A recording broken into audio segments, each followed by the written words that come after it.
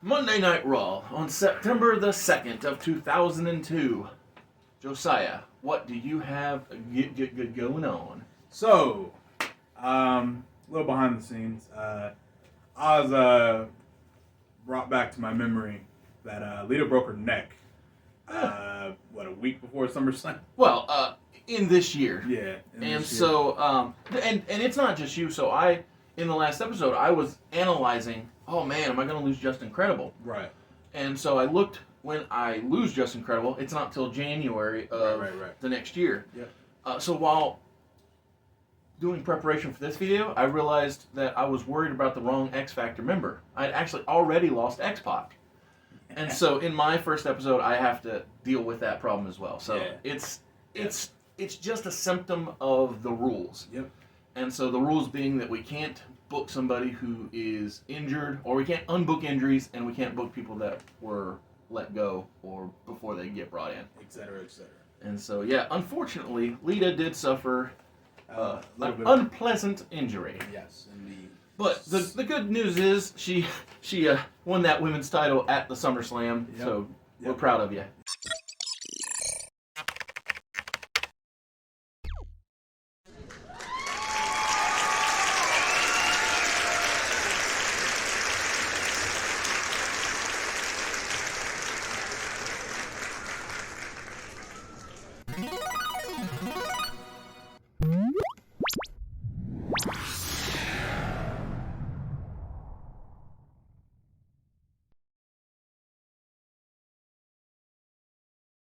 Last week, since I only put one thing on the show because we were dead tired. Oh yeah, it was a long day. I'm gonna go ahead and retroactively say that Mick came out and made the announcement that Trish broke her neck, and that she then proceeded to say, "No, I'm gonna wrestle this match. It's the biggest match in women's history." Yada yada. Absolutely. And then won the women's title with a broken freaking neck. I like it. That would have been fun. Probably don't say freaking because that's like copyrighted by, a little bit. by our Olympic gold medalist. Yeah, but we'll come up with a better terminology as when she comes back. But for now, An extremely broken neck. extremely broken neck. But so Mick says, wishing all the best in recovery, yada yada, blah blah, PR stuff. Before saying, so obviously, I see the questions on everyone's mind. What are we gonna do with the women's championship? Of course. Well, Lita's already given me the belt back. Mick holds the belt. Says, so obviously we're gonna need to crown a women's champion. It's a while until our next pay-per-view. So I figured, screw that. We're just going to do it all in one night. I like it. So, next week on Monday Night Raw. Which is now this week, right? Which is now this week. Right, okay. It'll be Ladies' Night. Ooh, I like that. Thank you. That's a good one. Yep. So every single match on Raw will be for the women's title tournament. Do you have enough women for that? Yeah. Oh, sweet. Yep. Just barely. I was gonna say, if you need to borrow anybody, I'm willing to give you some sacrificial lambs. Some human bodies. Yes. Yes, I have literally just enough human bodies to make this work. That's cool. So and very, very fortunate. Very, very fortunate. Because I remember that I have somebody coming in. Yes. That will replace the body I just lost. So very nice. And it conveniently works out advantageous, yes. because as Mick announces it, the participants are Jazz, duh. Oh yeah, you can't have it with duh. Yep. Molly, also duh. And then you also have Jacqueline, Stacy, Ivory, and a surprise to be announced in the first round of the tournament. Very cool, very cool. Cool. So now 9/2/2002. Perfect. Now we're starting. All right. So Mick announces that since Jazz was the former women's champion, she has a first round bye, rightfully so. Okay. So the second match, well, the first match, second thing, whatever. Yes. Is Trish versus Jacqueline. Big respect to Jacqueline, but obviously Trish has to win. Sure. Yeah. Well, especially given that you've given her the accolade, if you will, of the taking out the champion. Exactly. Thank you, Trish. Thank you, Trish. Can you believe that it's 2023 and we're pulling that out? Love to see it. But yeah, so Trish wins the first match of the tournament. Match goes about 10-15 minutes. It's a good back and forth match. Jacqueline puts on a good babyface performance, but Trish, old school chick kick, Stratisfaction, and we're off to the races. Yeah, they're definitely two great talents. Exactly. Yeah. Absolutely. Big fan of Jackie Moore. Exactly. Big fan of her. Next round of the tournament, we have Stacy Keibler versus Molly Holly. This is Stacy's first physicality, correct? Or is her second match? Second match. Since in the book. I put her in one match, Okay, that's cool. and she got smoked like a cigar, much like she did today. Sure, yeah. Yeah, it's funny in 2K23, her and Molly and Stacy are the only two women that have a WCW pass that are in the game, right? I didn't realize that. Yeah, you're right. So until I unlocked Molly, Yeah. Stacy was my default WCW Women's Champion, Yeah, just she was, because she was the Nitro. it was like the only one that would make any sense. I mean, if you want to stretch really hard, I might have said, "Oh, Natty wins it because her daddy was there for." I mean, yeah. For like a 5 minutes or whatever. I mean, yeah. If you want to do it by proxy, I guess. I've done that before when Yeah. it's like, man, the pickings are so slim. Yeah. Not much to go by. But yeah, when I unlocked Molly, she instantly beat Stacy for the title. 'Cause Well, I mean, you know, it's not a hard call to make there. Yeah. Do love Stacy. Big fan of her. She literally is just wrestling in the same outfit that she wears when she manages Kurt. Very cool, yeah. I think that's a good look. Yeah, I'm about to say, she pulls it off. Yeah. Because, I mean, Stacy pulls off everything. Absolutely. But, it's a pretty quick match. Molly nails a Molly go around pretty early. And, well, sends the kids home. Sends the kid home happy. Right. And then last but not least, we have our final match of the first round. Okay.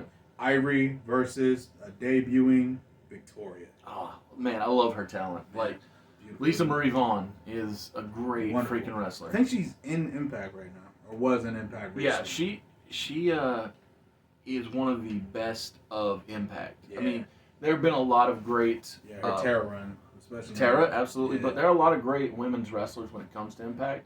Yeah. Gail That's Kim, what they're well known Awesome for. Kong, Yeah. Mickey James, and Terra, Victoria. Yeah, great. I'm about to say, I could sit here for hours and just talk about the Knockouts division. Yeah. Like, Dude, did you see the new concept that Impact is debuting at Against All Odds? nah.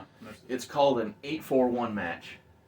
Tell me what the hell that is. Well, so the match begins in a 4-on-4 capacity. 2 teams of 4. Yep. When one team of 4 wins, they then face each other in a fatal 4-way, and there can only be one winner to become number one contender. Huh. And I thought that And was... the division's so stacked, they can pull that off. That's Well, it's not. really... It's not a women's match. It's actually a men's. Oh, But it's a still, men's thing? I feel like the women regardless. can do it too. Oh, they can. I don't know if they will, but Well, we'll see how this goes, and if it's popular. exactly. Yeah. Yeah. But yeah, as soon as I saw that announced, I was like, man, that's fun. I wish I'd have come up with Yeah, that. that's brilliant. Now, don't get me wrong. I might just steal it. 'Cause I'm about to who say, cares? we might do it anyway. Yeah. but, I might just do it anyway. But Yeah, it's yeah. good times. But Ivory and Victoria come out. This is Victoria's debut match. No one knows who she is, and She's got to be dominant then. oh yeah. She is a widow's peak. Yeah. No, so what she does is she smacks Ivory with a clothesline, like literally as soon as the bell rings, and picks her up for the widow's peak. So I looked this up. So apparently her finisher wasn't always a widow's peak. She debuted that Okay. against someone else, Sure. which I'll talk about later. But I decided that since technically I'm debuting her later than when she came in, True. Yes. I'm just gonna go ahead and give her the widow's peak. I think that's fine. Yeah, for sure. I've done that a few times with people as well. Make small little tweaks Yeah. here and there. Yeah. Like here's a spoiler for whenever Nick Nemeth debuts. I'd never ever want him to be Dolph Ziggler. What exactly? Not feeling it. So I've made the small caveat that if he gets traded off of my show, goes to somebody else's show, and he gets knocked in the head, I guess you can have him forget who he is and make him think that he's a guy from Boogie Nights. But until then, this man is going to be Nick Nemeth, the natural Nick Nemeth, and be an excellent freaking amateur wrestler. Fair enough. Because that's just what he was. Yeah. The winningest amateur wrestler at Kent State University in the history of Kent State University wrestling. Yeah, it's amazing. I didn't figure out he had that accolade until I think 2014. I was like, oh, he actually is an amateur wrestler. Like, he's actually good. Okay. Did not know. Like, he's literally a Brock Lesnar level Absolutely. wrestler. Yep. Which, of course. Just without the size, Yeah, obviously. just without the size. Yep. But I mean, why we have weight classes. Oh, yeah. Duh. Yes. But, so Victoria wins with the Widow's Peak. defeating Ivory. The whole crowd's like, well, dang. Yeah, exactly. Yeah, it's a way to make a statement. Indeed, indeed. So she'll be facing Molly in the next round. And speaking of the next round, the semifinals, you have the rematch everybody's been pining for. Jazz versus Trish. Okay. And this is a nice 20-minute affair, real back and forth. The whole match, I kind of akin this to a Tom and Jerry match. Oh, I like that. So the whole match is the much bigger, much more powerful Jazz trying to smash Trish and Trish running away. Like, nope, not getting caught in that. There's a couple instances where Jazz gets Trish up for the powerbomb on the outside and she pulls on the ropes and slips back into the ring. There's another instance where Jazz tries to run out afterward. Trish pulls up the apron and she slides into it, beats the crap out of her, and then tells her, count. And Jazz, well, yeah, that's the beauty of it. You can advance for the count out. Yeah, that's smart. Exactly. And Trish, being the intellectual that she is, wins by cheating. Ah, okay. So she hits up the big roll up, grabs the tights, puts the feet on the rope. Literally every dirty pin you can think of, she did it. And scored the quick 1, 2, 3. Jazz obviously heated, like, I can't believe, right? How did you not see that? Where were your eyes? Are you blind? Yeah, I love it. Trish, of course, like, I'm a genius. I'm the greatest. I'm your next women's champion. No one can stop me. Yeah. Thank you, Trish. Thank you, Trish. Do you know what the sad part about this is? What? So, I love what you're doing, both with your women's division in general and this concept of Ladies' Night. But the sad part is if this actually happened, if Lita was champion when she got injured and she had to give up her belt, I'm sure that Raw would have just had an over-the-top, well, probably over-the-bottom rope battle royal. No, it's over the middle rope. But never the top, not about until to recently. say, yeah, nah. And I just said bottom rope to be funny. Yeah, but that's fair. But yeah, so it would have just been a forgettable, maybe 8 minutes max battle royal. To be nice to you, I feel like you're giving it way too much credit here for what Vince would have did. He probably would have just said, all right, who has the biggest rack? All right, you get the belt. Congratulations. They actually did that with Sable. I know. Yeah, when the title returned, they were just I know, because Commissioner Shawn Michaels said, wow. No, sorry, that was Deborah. My bad. Deborah won after losing a bra and panties match. Right. Yeah. But still, yeah. I think against Sable now. You're right, though. That is, I was being too generous. My bad. But yeah, it's that's kind of why I enjoy like being able to do whatever I want in this universe. It's kind of like, well, I know who's good. Yes. So I don't have to like pretend. Yeah, pretend like, well, you guys aren't great at what you do. Yeah, well, it's funny. So I've always struggled to some degree, whether it was rebooking WCW or even planning the world the way I want, right? Because there's a part of me that's like, oh, like when I'm booking these shows, I'm like, oh, well. You feel like you have to be some level of realistic. Some level of realistic, right? Would Vince approve my booking of The Undertaker losing this match? And then I'm like, wait a second, I'm booking this. Who cares? I'm Vince McMahon. Yeah. Okay, no, we're not gonna say that. But yes, you get the point. Yeah. I'm the man. Power person. I'm the chairman. Chairman, yes. As I sit in my chair. Yes. But cool. So yes, like I said, Trish wins by shenanigans. Next up, we have Molly Holly versus Victoria. Again, another set of brilliant, talented women. And we've seen this match at WrestleMania. I mean, all over the place, too, for that matter. But I think, that was the match where Molly had to shave her head, right? Do you know why she did that? Because she literally said, get me on the show, I want... Yeah, she kept I will begging. do anything. She kept I will do anything. You want me to shave my head on the show? I got you. And Vince got sold, he said. He's like, shave your head, you said. I'm not going to lie, what really amazed me, Molly looked good bowling. Of course, like, really didn't make any sense. I'm like, huh. Well, so she's just attractive. That's correct. That's what it is. Yeah, like even to this day, her hair is short. Very short. Yeah, really short. Yeah, and she looks great with it. Absolutely, really pulled it off. And I think a lot of it just has to do with her being a good person. And yeah, absolutely. Just definitely has a pure energy about absolutely. her. Yes, which is why Victoria's gonna murder her. Of course, yeah. Why wouldn't she? But yes, lovable Molly. Kind of. Not the exact same. She has a little bit more fight. Does actually hit a Molly go round, but Victoria kicks out at 1. Oh, wow. I know how much I love that spot. Yeah, that's a good spot. And then, of course, clothesline, Widow's Peak. We're out of here. Yep. So, of course, that leaves the main event of the evening, Victoria versus Trish. In between, I did have a little backstage segment, mostly because it's a little silly to make them do a finals match Sure, right after. absolutely, and that's the beauty. Like, even though it's women's wrestling night, I could totally see wanting to sprinkle in segments between. Exactly. Because you got tag champions, you got hardcore division, you got US, you got all kinds of things that you want Exactly. to highlight, if you will. Exactly. We got a lot going on. And even tease, that way. Hey, you're here for the first time for the ladies' night, but don't worry. Next week we got more action. Yes, So exactly. pretty much imagine like in between all these matches, segments are like, here's what's happening next Raw, yada yada yada. You will see Kurt Angle dress hardcore Vice, and we share Undisputed Champion too. Yes, and I was just getting to that. Yeah. Brock Lesnar will be here in 2 weeks. Mm-hmm. 2 weeks. Yeah, I had to double check that. We had a promo by Too Cool at the location we talked about before. They're down partying when they get attacked by Jericho and Kane. Oh, that's nice. Setting up a challenge for the tag team championships next week. Cool. So we do have something for next week.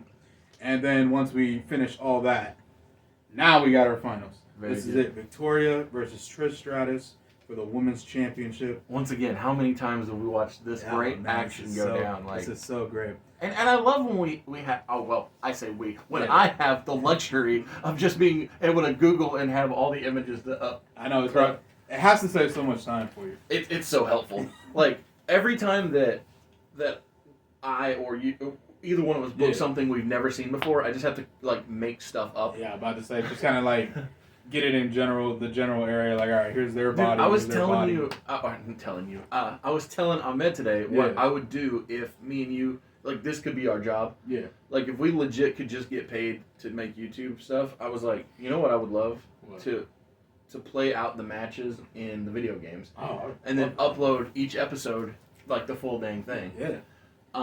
Now, granted, it'd take a lot of manipulation, putting the words in the promos and the baby, whatever, but like honestly, I feel like if this is our job, though, we could make the time. Yeah, that's what I was getting at. Yeah. Oh my goodness, it'd be so freaking fun. Oh man, that actually good stuff. We can use any game too. It doesn't even have to be like 2K. It could be exactly. Yeah. Literally anything. Yeah. So we could do this in like SmackDown versus Raw 04 because I actually have that. Oh really? That's cool. Yeah. But yeah. So back to my original train of thought. Victoria versus Trish. This goes at least 30 minutes. Trish kind of adopts the exact same strategy she does with that Jazz. That's Victoria's similar powerhouse. Right. But of course, Victoria, different approach, different skill set, and Trish does not have a lot of tape on Victoria. Right, She's of course. a new prospect, so she doesn't know anything about her, doesn't know her moveset. So a lot of what Victoria does offensively catches Trish off guard. She rolls out of the ring a lot to regroup. And eventually this just comes down to blows. Victoria hits a superplex into the ring, rolls through, turns Trish, or how does she always set him up for Widow's Peak? I think it's a power bomb, and then she just kind of eases him down. Yeah, that feels right. And then nails Trish with the Widow's Peak. Victoria is our new women's champion. That's a great way to make a new star right there. Yes. I love it. Yep. On to you, good sir. Thank you. I look forward to telling you all about my upcoming SmackDown on 9/5 of 2002. What we got? I forgot about this, actually. So, I've been so deep into trying to build this universe that I forgot about the way I open the 5th of September episode of SmackDown. So Rey Mysterio, who is our television champion, exactly, he comes out all pumped up and excited, and he's got that title he's holding up. High energy. Yeah, he is willing to defend against anyone, and we hear a familiar sound echo through the arena, but it is not a babyface sound. It is a dark and ominous Jimi Hendrix sound. Okay. So Hogan comes to accept Rey's challenge. He's in black and white, but no NWO insignia. It's all Hollywood. It's all Hollywood, exactly. And so this is the first time we've seen Hogan since the 4th of July Great American SmackDown episode, where Mark Henry got the what I consider amazing Brock Lesnar spot where he bear hugs and busts open and smears Hogan's blood, which just cements the fact that Mark Henry is the world breaker. He's a top guy. Indeed. And so, because Hogan is in his darker attire, and because he's in that, he's doing that bad guy edge, if you will, he also rides down to the ring on a motorcycle, just like him and Bischoff were fans of. Ah, yes. Hog Wild. Yeah, exactly, Hog Wild, which they could only do one time because Harley Davidson, turns out they own that. Yeah, that still crazy stuff. To me. But so Hogan rides down because he had really good success in the black and white in the main event of WrestleMania against The Rock. Of course. But here, since he's been back in the red and yellow, he's not been quite so prosperous. He lost to Hunter when he challenged for the undisputed title, because we don't put that title on an old man like that. Absolutely not. Especially given the fact that we know he didn't do box office. And like I said, he lost to Mark Henry. He wasn't doing all that good in the babyface alignment. Not that he's full on heel necessarily, but he's just trying to get that edge, right? Mm. And so I see this match playing out a lot like, without Ray being heel, mind you, a lot like how Kidman would wrestle Hogan in the old WCW days, because of closer in that stature. Yeah, body size, and just that speed. Yeah, of course. Makes sense. The thing is, though, that Hogan's misfortunes continue. I know. So I'm not doing this just for you. Oh, how nice. I'm doing it because Ray is fresh in the company. Yes, brand new. He is the guy who defeated Mark Henry. The guy that absolutely crushed Hogan. Exactly. And so to me, it is just a continuation of the elevation of Rey Mysterio to a place of prominence. And I'll even give Hogan the out of the Deadly Riders coming out and looking at his bike that he rode out on. And they don't touch it, but they feel... They feel the energy. Yeah, you've encroached on our territory, if you will. And so, while Hogan is distracted by the Deadly Riders, eyeing his bike, of course, Ray hits Hogan with a drop kick to the back. He gets on the second rope, 619. One of those gimmicks. Yeah, exactly. He, fall forward, 1, 2, 3. And while the Deadly Riders didn't do anything to Hogan... No. He's a pro wrestler, so anytime anyone walks out and just breathes oxygen, distraction. So what I was going to say is, although they didn't do anything to Hogan... physically. They are entertained by the fact that he lost. Yeah, of course. And so they're... much like I am. They're laughing, they're happy, they're cheering like yourself. And... so Ray, he retains. He goes up the ramp with his title. Everything's good. Yep. And as Hogan is trying to gather himself, the Deadly Riders they stand on either side of the ring, but Stephanie comes to the stage and says, "Guys, I need everything to calm down. Stay cordial. This isn't Raw. Yeah, exactly. Can't just have all hell break loose." And so at this point, Stephanie says that in very short order. November, I forget the exact day, we are about to reach The Undertaker's 12-year anniversary. And with your loyal service to this company, never leaving, and Hogan there getting it rubbed in his face. Yeah. Never leaving, never going to competition. Exactly.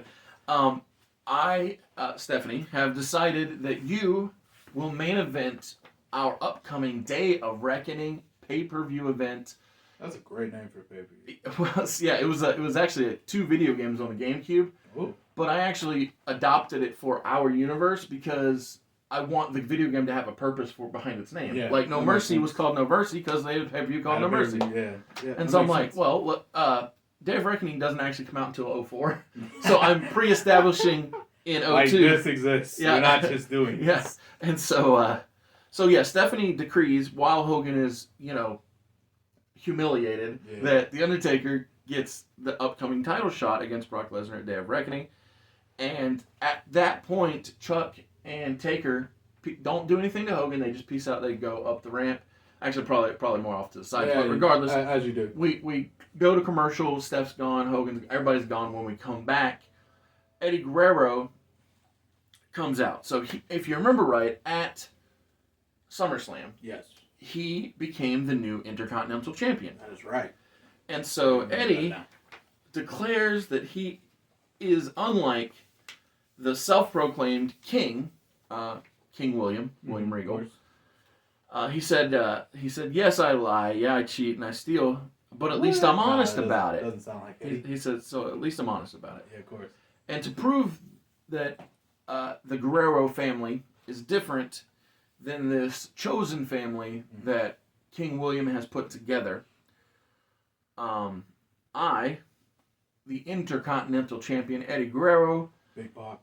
yes, exactly. I would like to welcome out my nephew Chavito, who also isn't afraid to lie, cheat, and steal. And at so least he's honest about it. Exactly. And so Eddie, when Chavo comes out, he says, "There's a main event coming up tonight, and I want it to be you and me for this Intercontinental Championship." Guerrero versus Guerrero. And so the reason is Eddie's trying to prove that these days of the title only being defended every 30 days, they're out the window. Out of here.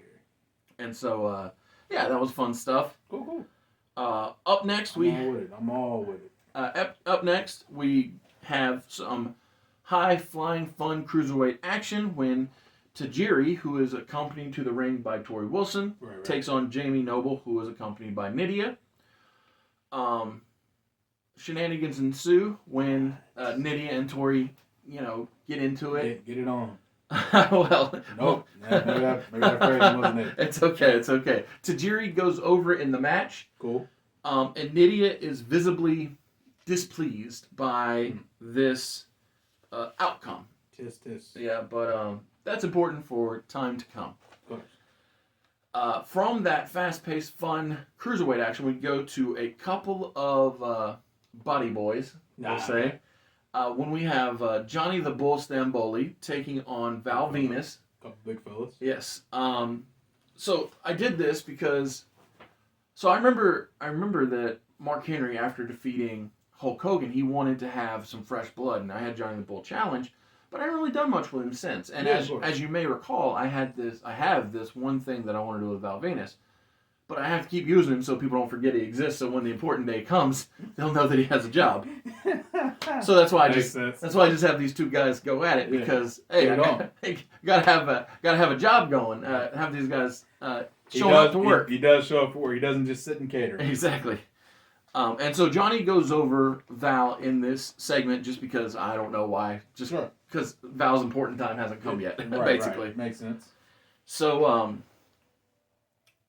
after we have those two, one very fast and one very strong match, we get some more promo time because it turns out my SmackDown is full of some long-winded fellas.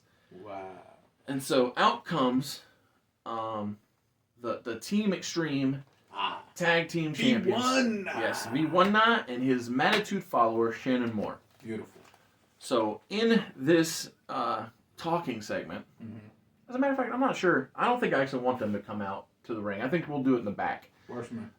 Matt was really good about having rapport with people in the back, so we'll do it back there. Yeah. So in the backstage, that way we break it up from the way we've been doing it with Steph on the stage. We'll still have the Magnitude on the side while he's talking. Beautiful. Love it. So, but Matt, he says, I think that our general manager, while she is, what's the word we're looking for? Well, I was going to say, while she is, adequate and positive for all of us here, she's missing a little bit of Magnitude. She's falling short with her with my vision of how SmackDown should be. So, I, Matt Hardy, version 1, call out you, Brock Lesnar. Because even though Stephanie has gifted a championship match to that 12 year veteran 10, of the game, whatever, however long he's been here, he hasn't made as big of an impact as Matt Hardy version 1. That's great. And so Matt Hardy, I challenge Brock Lesnar to accept my, and at this point, the Hurricane and Jeff Hardy come into frame. Matt and Shannon peace out, and it's over, right? So we're just setting pieces up to be knocked over. Beautiful, beautiful. Here's the other reason why I moved this to the back, because after that backstage segment, we get XL Factor's music hitting, and out comes Just Incredible, Big Show, and A-Train, but no X-Pac. There's no X. And it's, so it's just L Factor. Yeah, it's just L Factor. I like that. And so the reason there's no X-Pac, and we actually hear from Taz and Cole that prior to Sunday's, we'll say upon the closure of Sunday's SummerSlam, it was caught on security camera that these three beat up their former protege X-Pac. Thought he was the mentor. Whatever, the leader, the founder, the everything, right? Yeah, the guy. And so we show that these three guys took out Pac. Okay.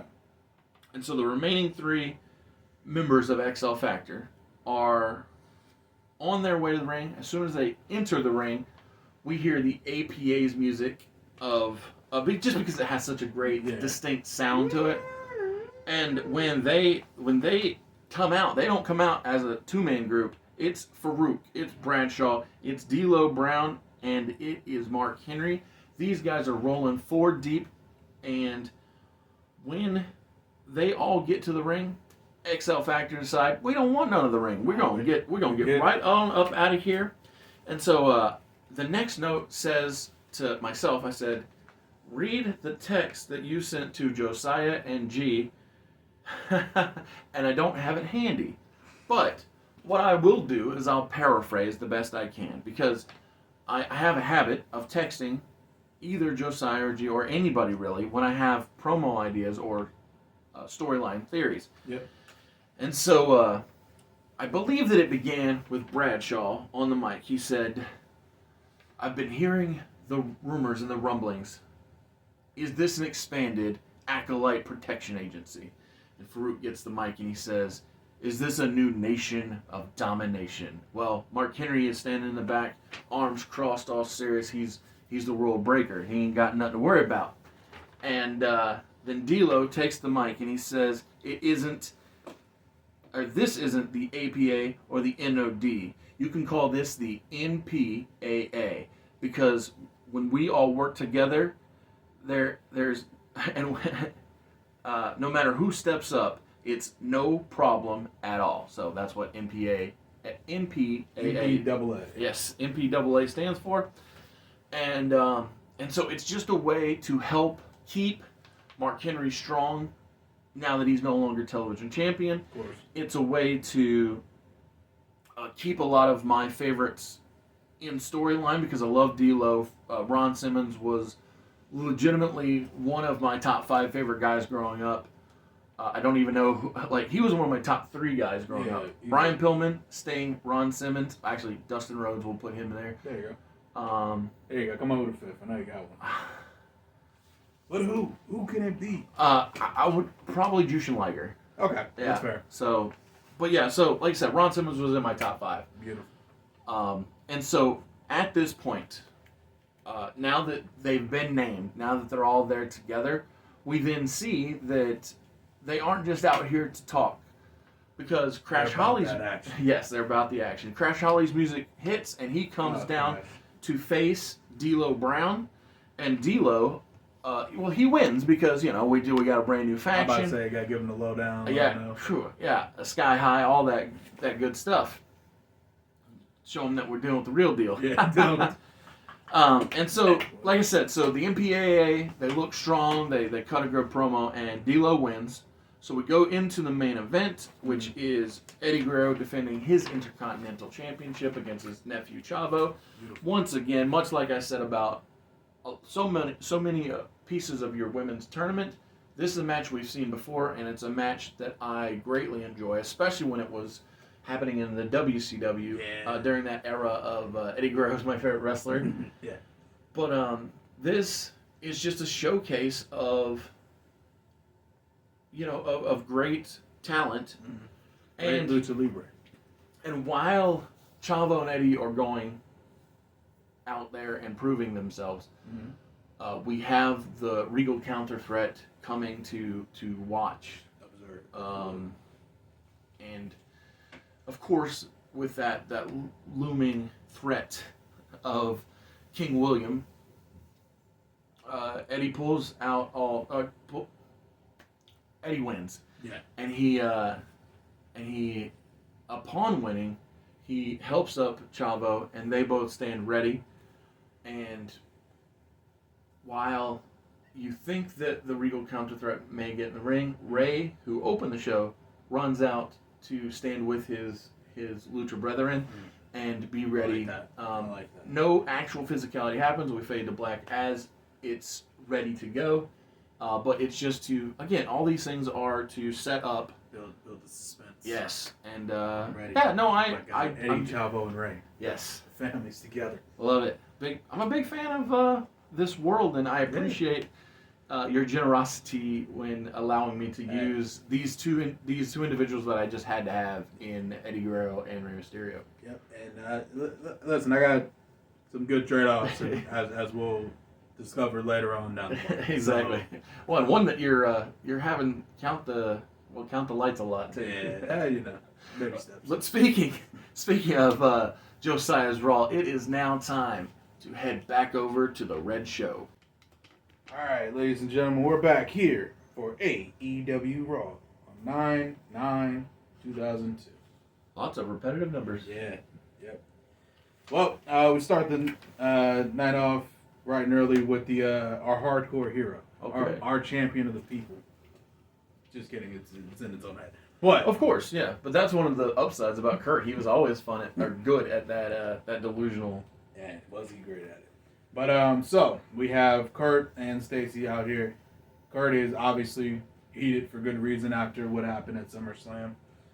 He hasn't had a chance to talk about it since, due to Ladies' Night, no men were there, and due to the week before, I didn't get a chance to add it.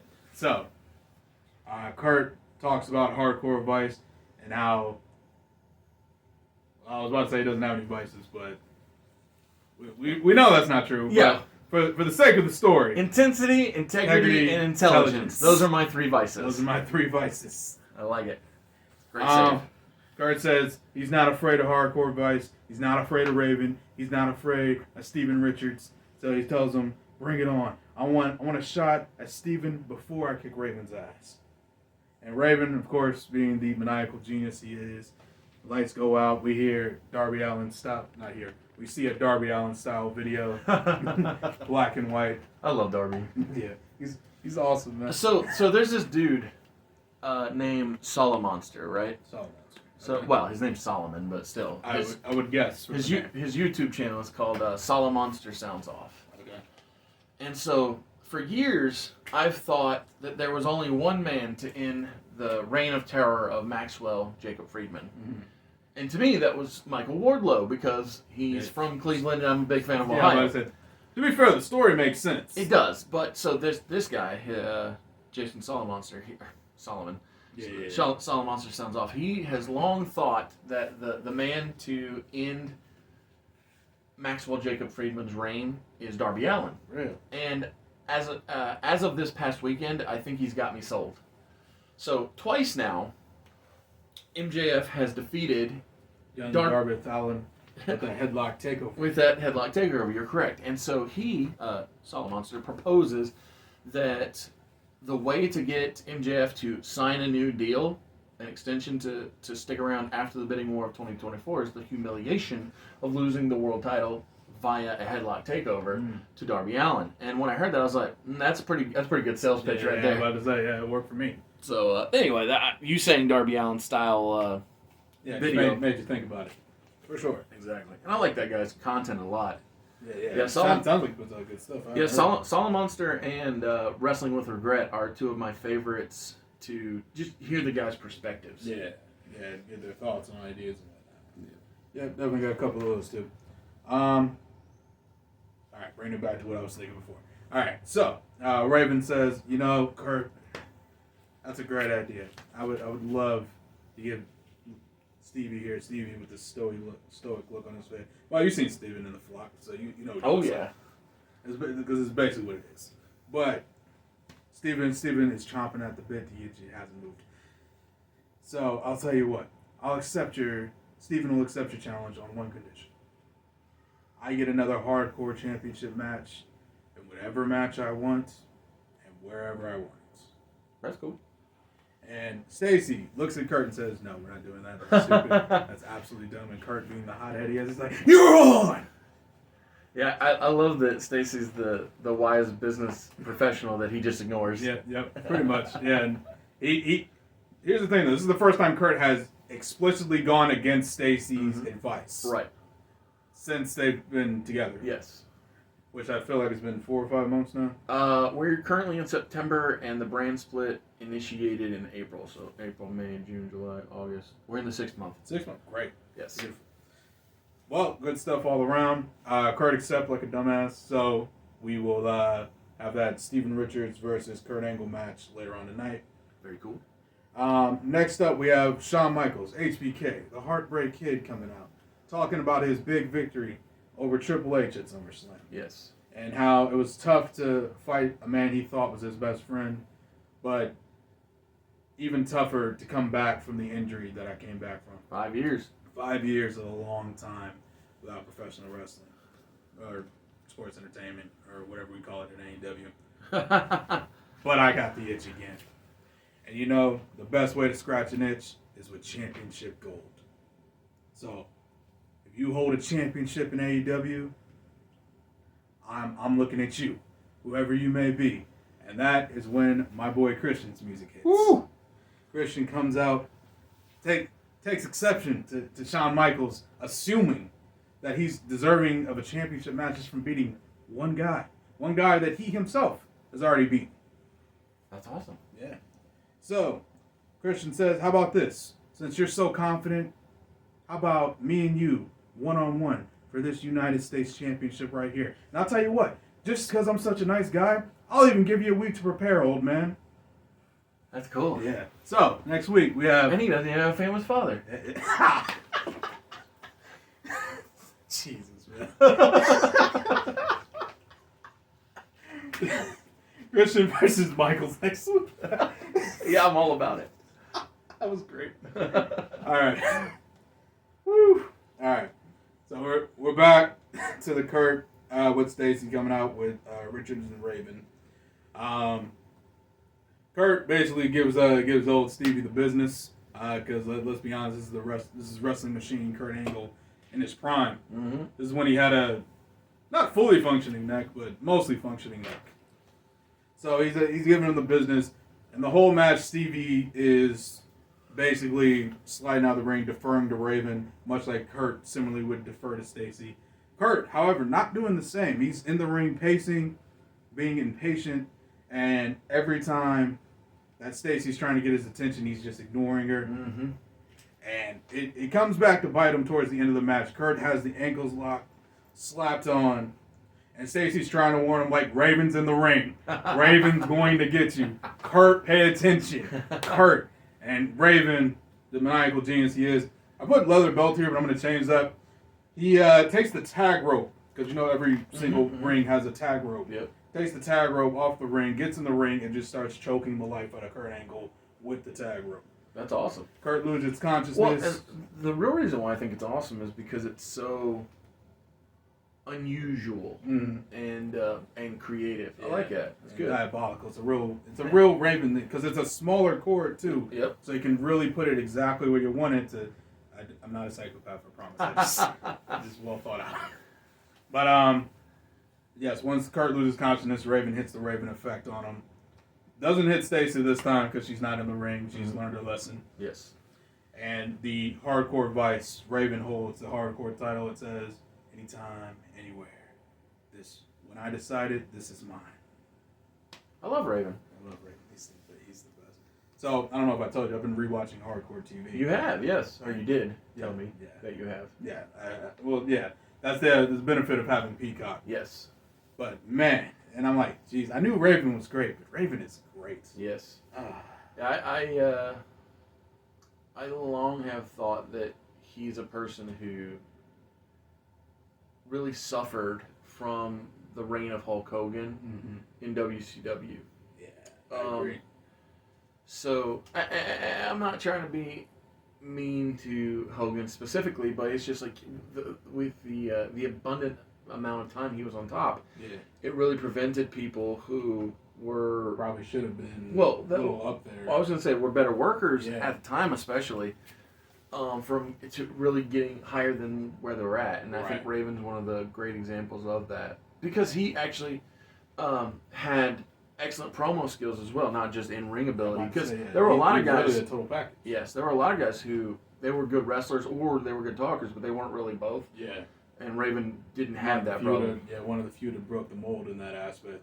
Because like for instance, Dean Malenko, freaking great wrestler, phenomenal wrestler. But can't talk to save his life. Exactly. Yeah. Same with Lance Storm. Yeah. Yeah. Well, which is good. Why or a reason why that when I utilize Lance, I try and put him with people who can put talk. him in the company of people who are well versed in the lyrical sense. Exactly. Absolutely. Yeah, I agree. But like that's one of the reasons. And the other thing about Raven that a lot of people don't have is that third, like that charisma, that it factor. He can draw in the people.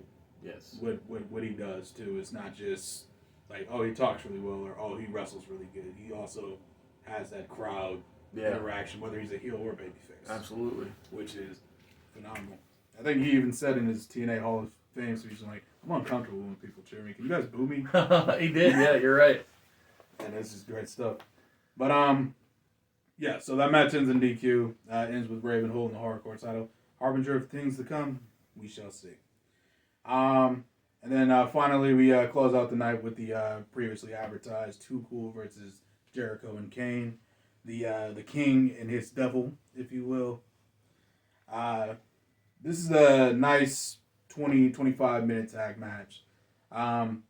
It's great talent. Yeah, I'm about to say, you see the talent. Dude, I am blown away by how many main events you've had Scotty 2 Hotty in. Yeah, I know. I love.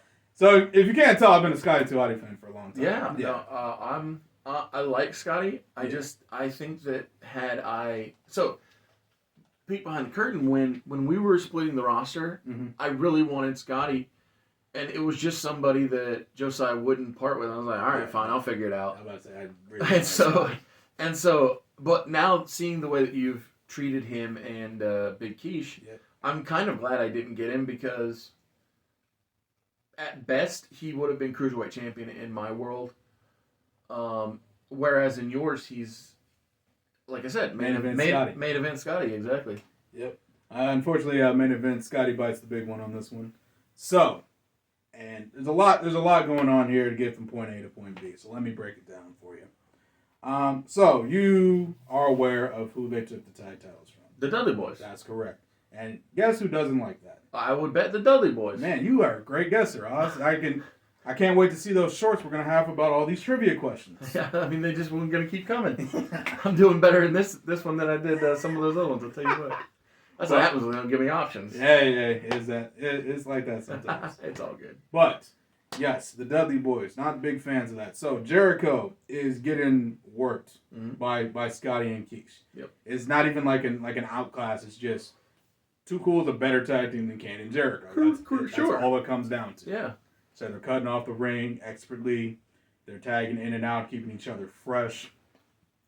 So it gets to the point once Jericho finally gets the tag to Kane, he distracts the ref's like, oh, I'm a ref, my knee, ref, my knee. And while he's doing that, the Dudleys grab Rikishi out of the ring, hit him with a 3D onto the steel steps. Flip him up. Yeah. I can visualize it. Perfect. So that takes Quiche out for the rest of the match. Dudley sneak off, so the ref obviously doesn't see him. Like, wow, Rikishi's on the floor, and there are the Dudley Boys. I know the referees are stupid, but they can't be that stupid. Oh, come on.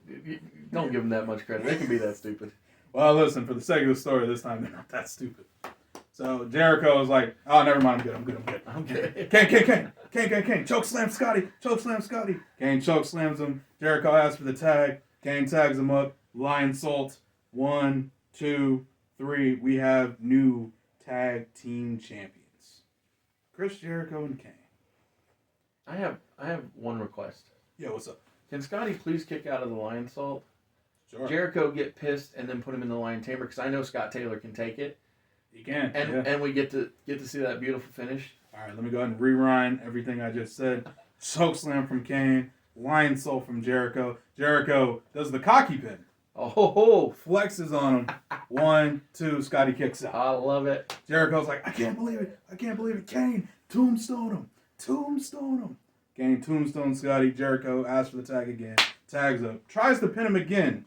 This time with an actual, 2 leg hooks. Yeah. And Scotty kicks out again. And then he puts him in the Lion's Tamer. Oh, that's beautiful. And Scotty has no choice but to tap out. I love it. That's good. That's good. That's good television. Really put my guy Scotty 2 over. I like it. Yeah. I'm all for it. That's good stuff. Oh, that was a great Raw. Thank you. Big fan. Thank you. But you know what I'm a big fan of? What's that?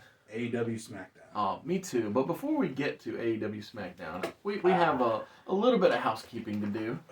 So here on the channel, Mr. Super Oz, it exists for one sole purpose. That is to let you, the viewer, know that I, Oz, from Mr. Super Oz, wrote a 68-page graphic novel called Everlasting Survivors, Volume 1, all day long. This is cover A by Jeff Hicks from Royal Class Bullshitters. This is cover B by Nick Crook. This is Jeff's new C cover. It is, very vibrant. And that is February Ferdian's E cover. And I appreciate your assistance, sir. And now it is now time for the smack it down, if you will. Let's do it. I'm going to actually try and lightning round this one because I still have 3 more shows, which means you probably still got 3 more shows. You got it. So I'm going to go quick on this one. We open up the 9/12/2002 episode of SmackDown with Hurricane teaming with Jeff Hardy. They are taking on Rook Nowinski and Bishop Storm. Nice. Rook Nowinski gets the win over Jeff Hardy. Big surprise in that one. But the reason that the win goes down is because during the match, Matt Hardy and Shannon Moore, they come out. So Matt side effects Hurricane. That distracts Jeff. Jeff takes a power move from Nowinski, gets knocked down. Nowinski hooks the near leg while Matt holds down the far leg. The ref don't see it because he's blind. Right, 1, 2, 3. Rook Nowinski gets a big surprise victory over Jeff Hardy. Good for Rook. Good for Rook. And so our next contest is it is a contrast in size. Okay. It is the last week main eventer of Chavo Guerrero taking on the not yet five-time world champion of, yes, bless you, Booker T. Booker goes over because, it's Booker T. He's Chavo not Guerrero. a 5-time champion. That makes sense. But he is, 4 and he's real close to that. 4 and maybe some change. We'll Yeah, get there eventually. we're definitely getting there. I already know where the 5th world title reign will come. And Spoilers. It's going to be super good. We always had to do it. Yeah, we always had to. You're not wrong. But after Booker defeats Chavo, once again, another classic WCW match. Indeed. We move on to another clash of sizes. When we have Vascular Val Venus, Mr. Jacked himself, taking on Little Spike Dudley. Spike? The runt of the Dudley Litter. The Dudley Litter, yes. So this match is mostly done in picture-in-picture. Oh, okay. I apologize to Mr. Sean Morley, and I forget what Spike's real name is, but I apologize to Val and Spike for taking a back seat to a backstage segment. But after the events of last week, Hulk Hogan, Hollywood Hogan, in his black, in his denim, in his not babyface attire, he thinks that it is amusing to sabotage the Deadly Riders' motorcycles because they were eyeing up his hog, and he don't feel good about that. And so real quick, yes, I don't know if I misremembered this or not. Didn't he drag Undertaker? So I'm actually doing that spot in a week. Yes, in 1 week I am actually doing. Right. Pretend I didn't say anything. It's okay. It's okay. It's fine. So what in real life, in real time, Hogan and the Undertaker, Yeah. in the original timeline, they did a spot in preparation for the Undertaker challenging Hogan for the Undisputed title at Judgment Day. They did a spot with motorcycle gimmicks, but because we don't have Hogan win the title from Triple H, we don't have Undertaker challenge Hogan for the title, which means I have pushed all of that storyline back here, where Undertaker has an apprentice in Big Evil Chuck Palumbo, and that's how I'm making it all make sense. But yes, we are on a similar wavelength to what did occur in 2002. Cool. I just wanted to make sure I didn't have a weird dream where that would happen. So. Right. No, it happened. It just hasn't happened in our world yet. Got it. Perfect. And also, different people will be doing different things. You know, small changes here in the weeks. But that's why I'm setting the dominoes up to knock them down. All right. So we have sabotaging of motorcycles, I believe. Correct. So after Val Venus wins his match in Picture in Picture, we see Hogan himself up, walk out of the scene, go to commercial. When we come back from commercial, we have Johnny the Bull Stamboli, once again, being victorious, this time against Crash Holly. Again, I'm doing that contrast, that size versus speed. Exactly. And so, like I said, we're reestablishing, or for the first time really establishing, that Johnny the Bull is employed, but also, I was going to say, dominant and talented. So, post-match, we see the first glimmer of an ad. I want it to be so well produced that you can believe that this is an actual product. So I'm calling it MJ Magic 90. I envision it. Hell of a name. I envision it playing out like P90X. Okay. Those ads where you have before and after photos, and if you follow the blog, regimen. Yes, then you can get this body. Exactly. You can get this woman to my left. And so the Simon system that they had, the first time the ad played in real time, I was fast forwarding through it. I was just like, oh, I don't care about this. Yeah, right. It's just an infomercial, and so I want it to be like that, where you can actually believe that that's what happened. But post that commercial, we go into other commercials, and when we come back from commercial, Matt Hardy and Shannon Moore are out at ringside. They're on their way out. You see the Matt facts and all that. Indeed. And so Matt once again calls out Brock Lesnar. Bold decision. And so Brock's music plays. Jesus. Although Brock doesn't come out. Oh, okay. A much smaller, blonde, drawn-on tattoo fellow comes out. Matt, much like how Jericho did with Greenberg. Goldberg. Yeah, exactly, all that stuff. Yeah. So Matt is, having fun. He's cracking jokes, but before he can finish the segment and beat his facsimile of Brock Lesnar, of course, the Undertaker and Chuck Palumbo, Big Evil, the Deadly Riders, they make their way out, and it turns out Matt's no longer in the mood for fun. So Taker and Palumbo take the mic from him. They just point and have him leave.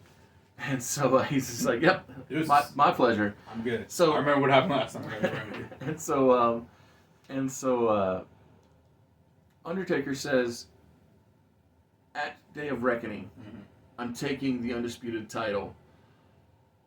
There's no question about it.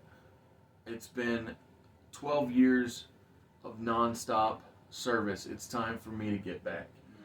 But when it comes to people who disrespect what I've done for this business and who I'm helping in this business, it's time for them to give back. And then Taker gives the mic to Chuck Palumbo, and Palumbo says, Hogan, at Day of Reckoning, I'm taking your ass. Whoa. Or whatever. He's something like that. Taking him down, whatever. Yeah. No, I follow the mindset. And so it's just simple, straightforward, to the point. We now have not just the Undisputed title match booked for the show, but we have a new secondary top-level match made for Day of Reckoning. Cool. Quick question. Yes. And you can say no, but sure. I'm assuming faux Lesnar in your mind, left with Matt. Of course, yeah. I mean, it was Okay. all a gag together. Yeah. In my mind, he stood in the ring and stood in the back while Taker was having this whole conversation. And then once he passed the mic to Chuck, Taker turned around, saw him, and just chokeslammed. I mean, that's fine by me. Yeah. I just thought it'd be fun. Yeah, no, that's great. Ain't nothing wrong with that at all. But cool. No, So- that's dope. That's a hell of a co-main. Oh, thank That you. you just Yeah, threw out. so our main event for this episode of SmackDown is the television champion Rey Mysterio coming out for his open challenge for the Typical TV. television title defense. Exactly.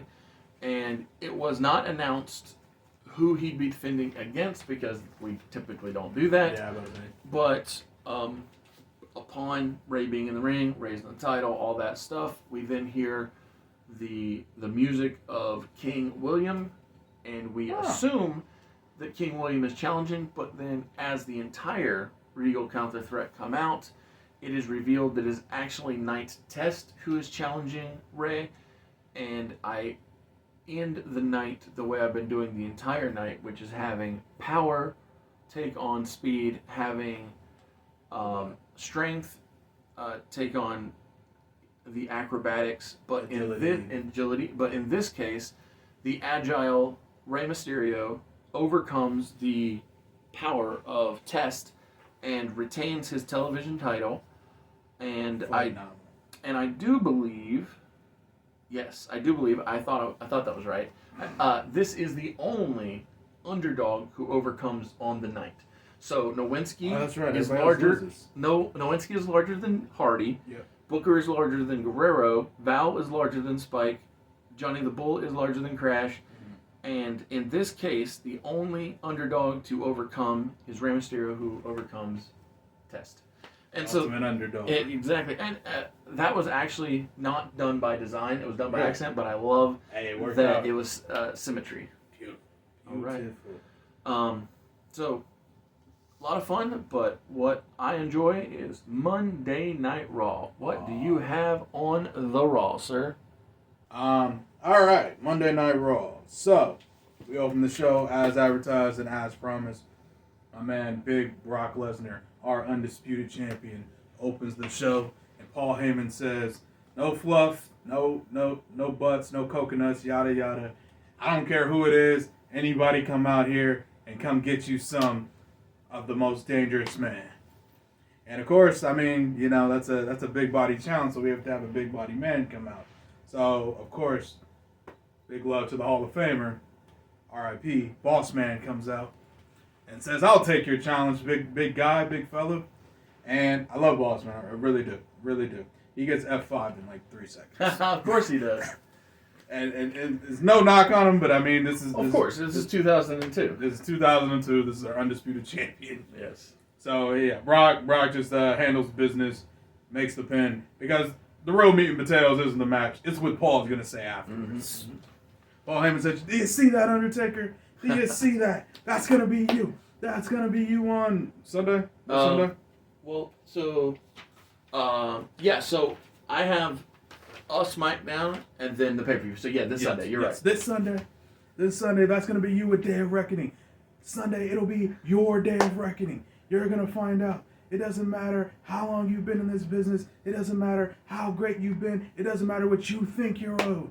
Because this man right here is the truth. This man right here is the man. This man right here is your AEW undisputed heavyweight champion of the world. I love it. That's great. Yeah. And it's actually really poetic because I think that Ray Traylor and Mark Calloway actually started relatively close to the same time. Really? I mean, granted, Ray Traylor made it to the WWF a few years prior to The Undertaker, but Right. I'm pretty sure Texas Red, Taker's character, was coming up around the same time that Big Bubba Rogers was bodyguarding for Jim Cornette. Man, that's awesome. So I think that it's very poetic that you have Brock proving that it doesn't matter how much experience you have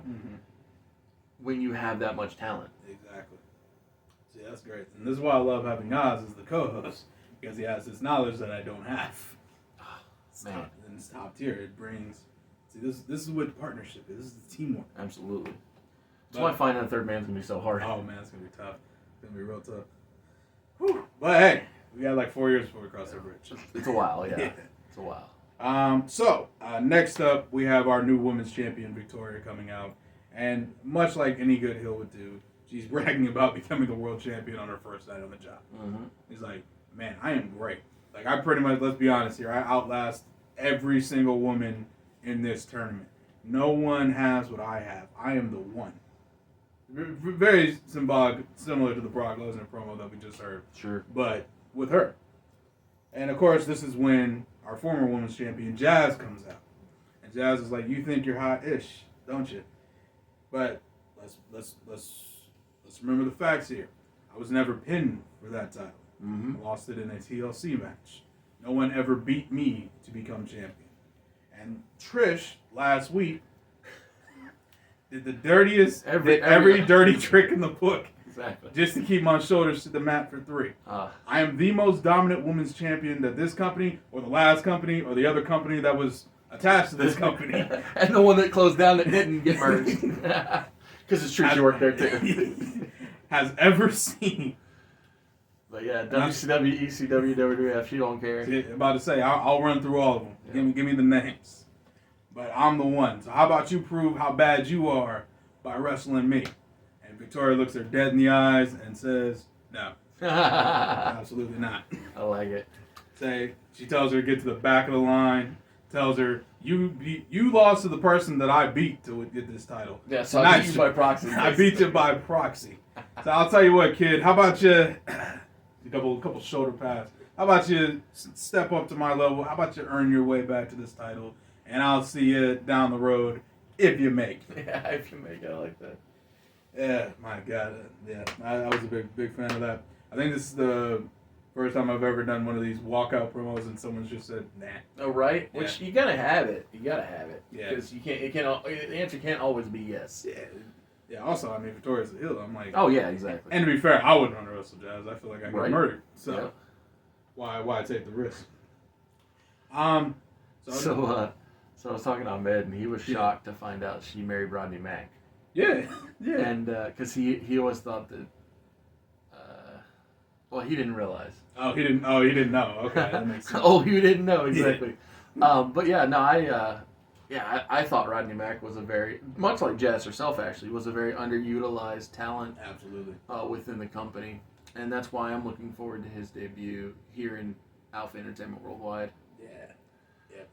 But what comes next after this here segment, good sir? Well, after this good segment, good sir, we have my man Raven talking to his old buddy, old Cactus. Ooh. Old Cactus Jack. Yeah, Cactus. And he's like, what's up, Cactus? I'm like, just me. just me. Sure, Cactus. Anyway, listen. I've decided I'm going to go ahead and let you know now since you're going to have to promote it. Yes. Yeah. But I want my hardcore title match in 3 weeks' time. 3 weeks' time. And let's see. And I want the match to be in a solid steel cage. Mick says, okay, fine. Kurt agreed to it like a dumbass, so it is what it is. Yeah, that's his fault. Yeah, it is what it is. But I'll tell you what, just because 3 weeks is a long time to wait, and there's a lot of really interesting TV we can do in 3 weeks. So how about this? Since you keep calling me Cactus, let me make a Cactus-type decision. So, over the next 2 weeks, you and Kurt Angle will compete in what I like to call Pick Your Poison. So, you will pick a match for Kurt Angle in 2 weeks' time, and next week, Kurt Angle will pick a match for you. That's cool. Raven says, I don't care. Yeah, exactly, yeah. Dismissive. And then, finally, to wrap it all up, we have our main event. The match, again, everyone's been waiting for. The Heartbreak Kid, Shawn Michaels, versus the man with the greatest footwork anyone's ever seen, Captain Charisma, Christian. I forgot that we were building this, and I'm very excited. I think it's great. Love these guys. Thank you. And this is, of course, for the U.S. champion. We have, since returning, undefeated Shawn Michaels, granted one match. Yeah, one match, yeah. But, undefeated is undefeated. Yes. And then we have Christian, who has been on a roll. So, obviously, the anticipation is palpable. The crowd's losing it. These guys put in a quality 20 minutes of back and forth action. I have a small request from this match. All right, I have a small ear to So, pay off. There's this common phraseology in wrestling where it was a backstage sellout, where the wrestlers themselves are so interested in the match that's going on in the ring, and sometimes it's called a curtain sellout, right? Where they're shut by the curtain. Yeah, I get the general idea. But what I would like to see happen during this match is for Cole's on my side. I'm cool with that. For Jim Ross and Jerry Lawler to acknowledge that there's been a mass of talent Just standing pooling in the back, and so and King's like, what?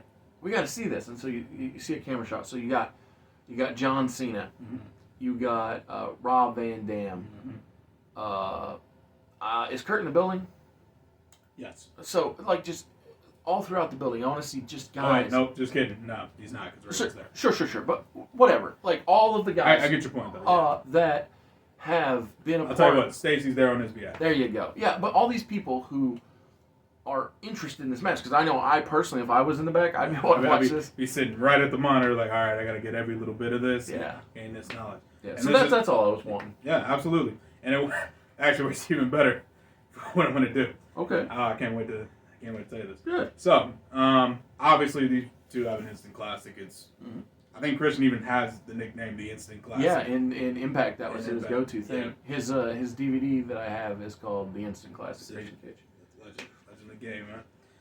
But yeah, so it's a phenomenal match, back and forth. A lot of going for your finish. Sean constantly going for sweet chin music. Christian constantly going for the kill switch.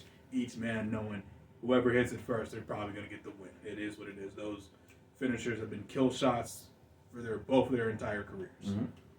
And we finally get to the speed up portion of the match. Christian nails a spear a la Edge, his brother. Yes.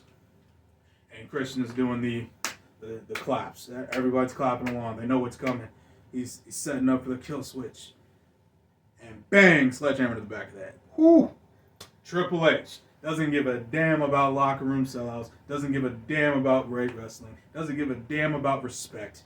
He is still upset that Shawn Michaels beat him at SummerSlam. That is understandable, yes. And you feel all that rage and anger when he takes that sledgehammer and puts it right into Shawn Michaels' spine. Oh, okay. Say Shawn is writhing in pain. Christian's unconscious because, a sledgehammer to the back of the head will do that to you. Absolutely. And we go off the air with Triple H looking like the undisputed King of Kings, if you will. Undisputed King of Kings, worst human being in the world. Yeah. Crowd is booing. There's trash being thrown in the ring, a la NWO. Yep. At Bash on the Beach. Love it. And yeah. Good stuff. And Insecure Triple H ends the night. Insecure, I like that. So, speaking of Insecure, when it comes to my SmackDown, with only this episode to go until Day of Reckoning, I feel very insecure. So, I was very unprepared. I had it written on paper for a show, but then it turned out this show is not getting me prepared for the pay-per-view. So, we open up with a cruiserweight title match. Bishop Storm makes his way to the ring with the Regal counter threat, and as his challenger Chavo Guerrero comes out, Brock Lesnar clotheslines him from behind. He F5s him out on the rampway. Brock doesn't just get in the ring, he jumps from the floor to the ring, and Storm and the Regal counter threat are like, we're done with this, we're getting out of here. So Paul Heyman comes out, he cuts himself a promo on The Undertaker, says at Day of Reckoning, Taker's going to be buried alive. Stuff of that nature, letting him know, hey, it's a wrap. It's a wrap, yes, thank you. So now we have that Cruiserweight title moved to Sunday. We have the Palumbo-Hogan match on Sunday. We have Taker and Lesnar. But, how about that pay-per-view? And so then we're going to get some more teases for Sunday. We got a graphic that pops up, says the MPAA, represented by D'Lo, Farouk, and Bradshaw, Mark Henry in their corner, will take on XL Factor of Big Show, A-Train, and Just Incredible.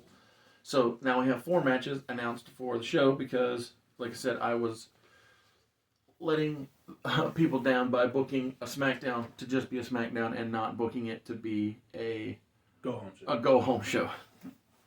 So,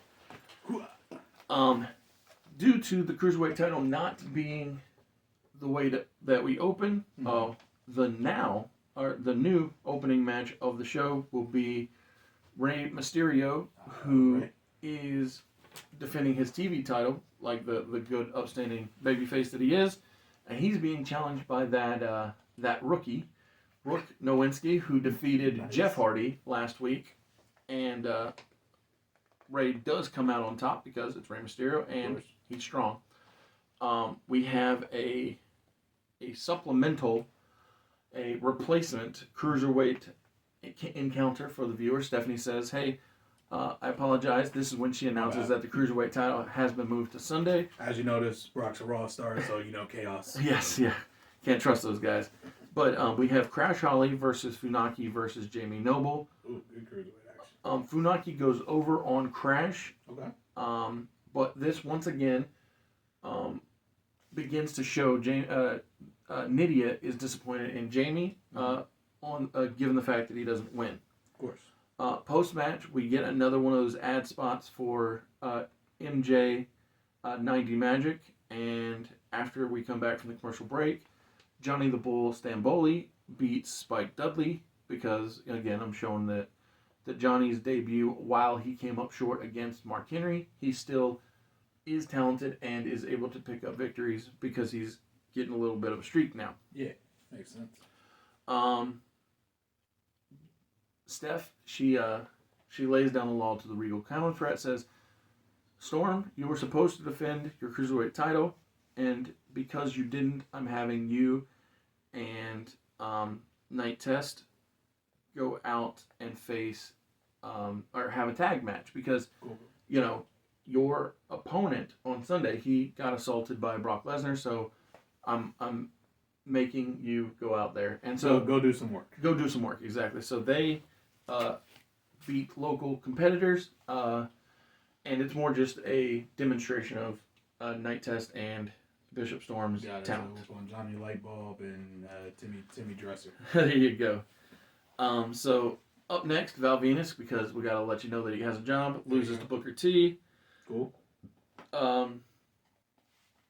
So like the Undertaker did in real life, but didn't happen in our timeline, we have Big Evil Chuck Palumbo dragging Hulk Hogan via a chain with his motorcycle, pulling him out like the trash that he is, or that type of promo work.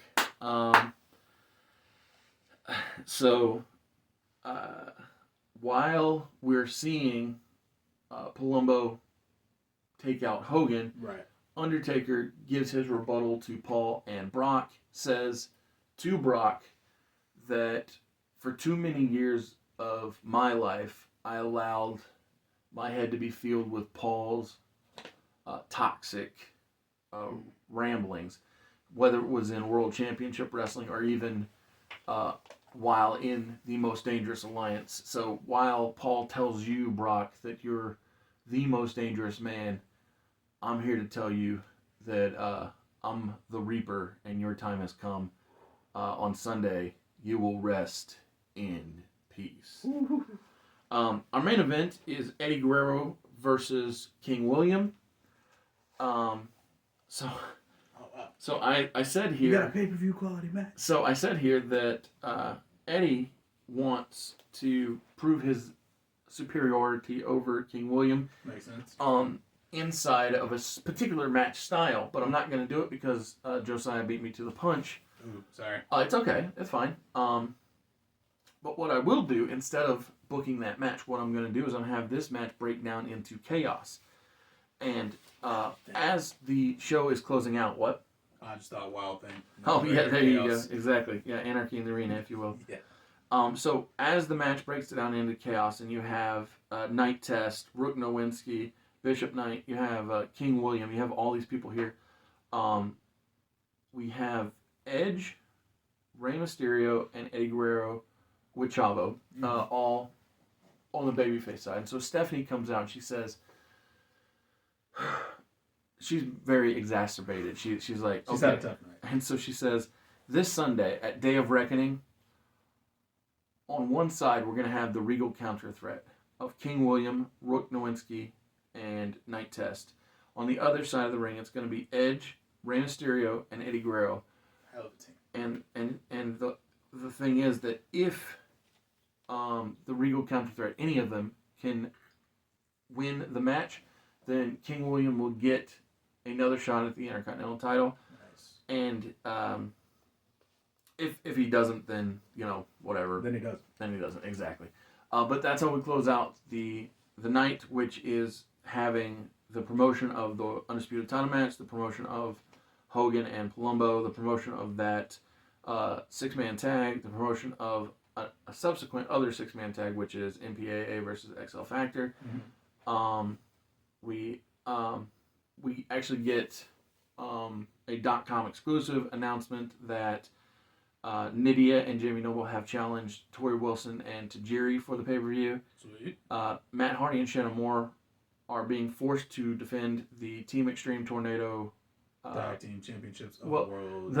the Team Extreme Tornado, under their rules, Yeah. the Cruiserweight titles against Hurricane and Jeff Hardy.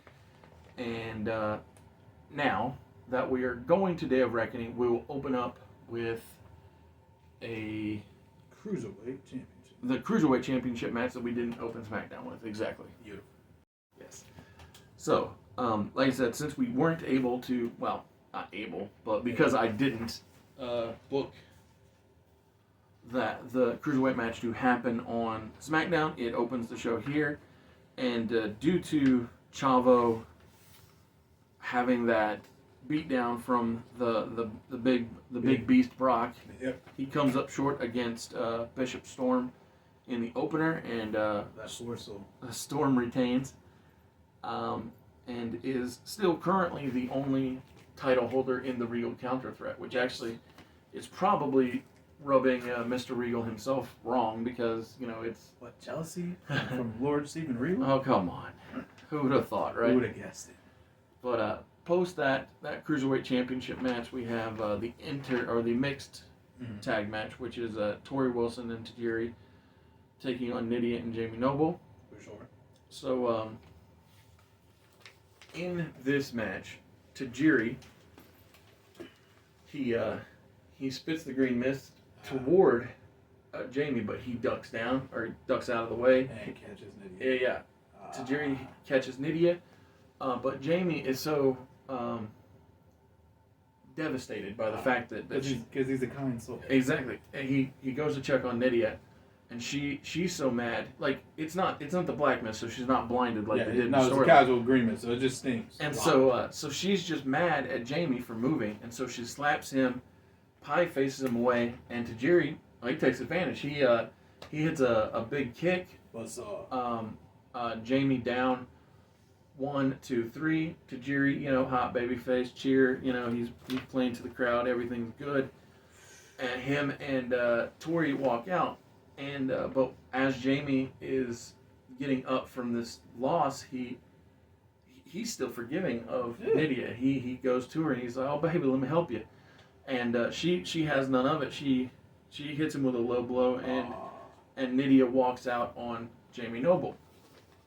And so, just as a piece of information to the audience, the people. This will be the last time Nydia is booked on Alpha Entertainment Worldwide SmackDown, because behind the scenes, Stephanie McMahon, represented by me, made a deal with Mick Foley, represented by me. Yes.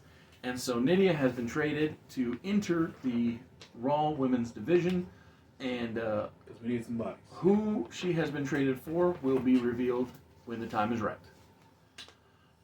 So, moving on, the third match of the night is Matt Hardy, captain of his team, Of course. with his Mattitude follower, Shannon Moore, taking on the Hurricane and Jeff Hardy, and they do not establish who the captain of their team is. Fascinating. So Matt, throughout the match,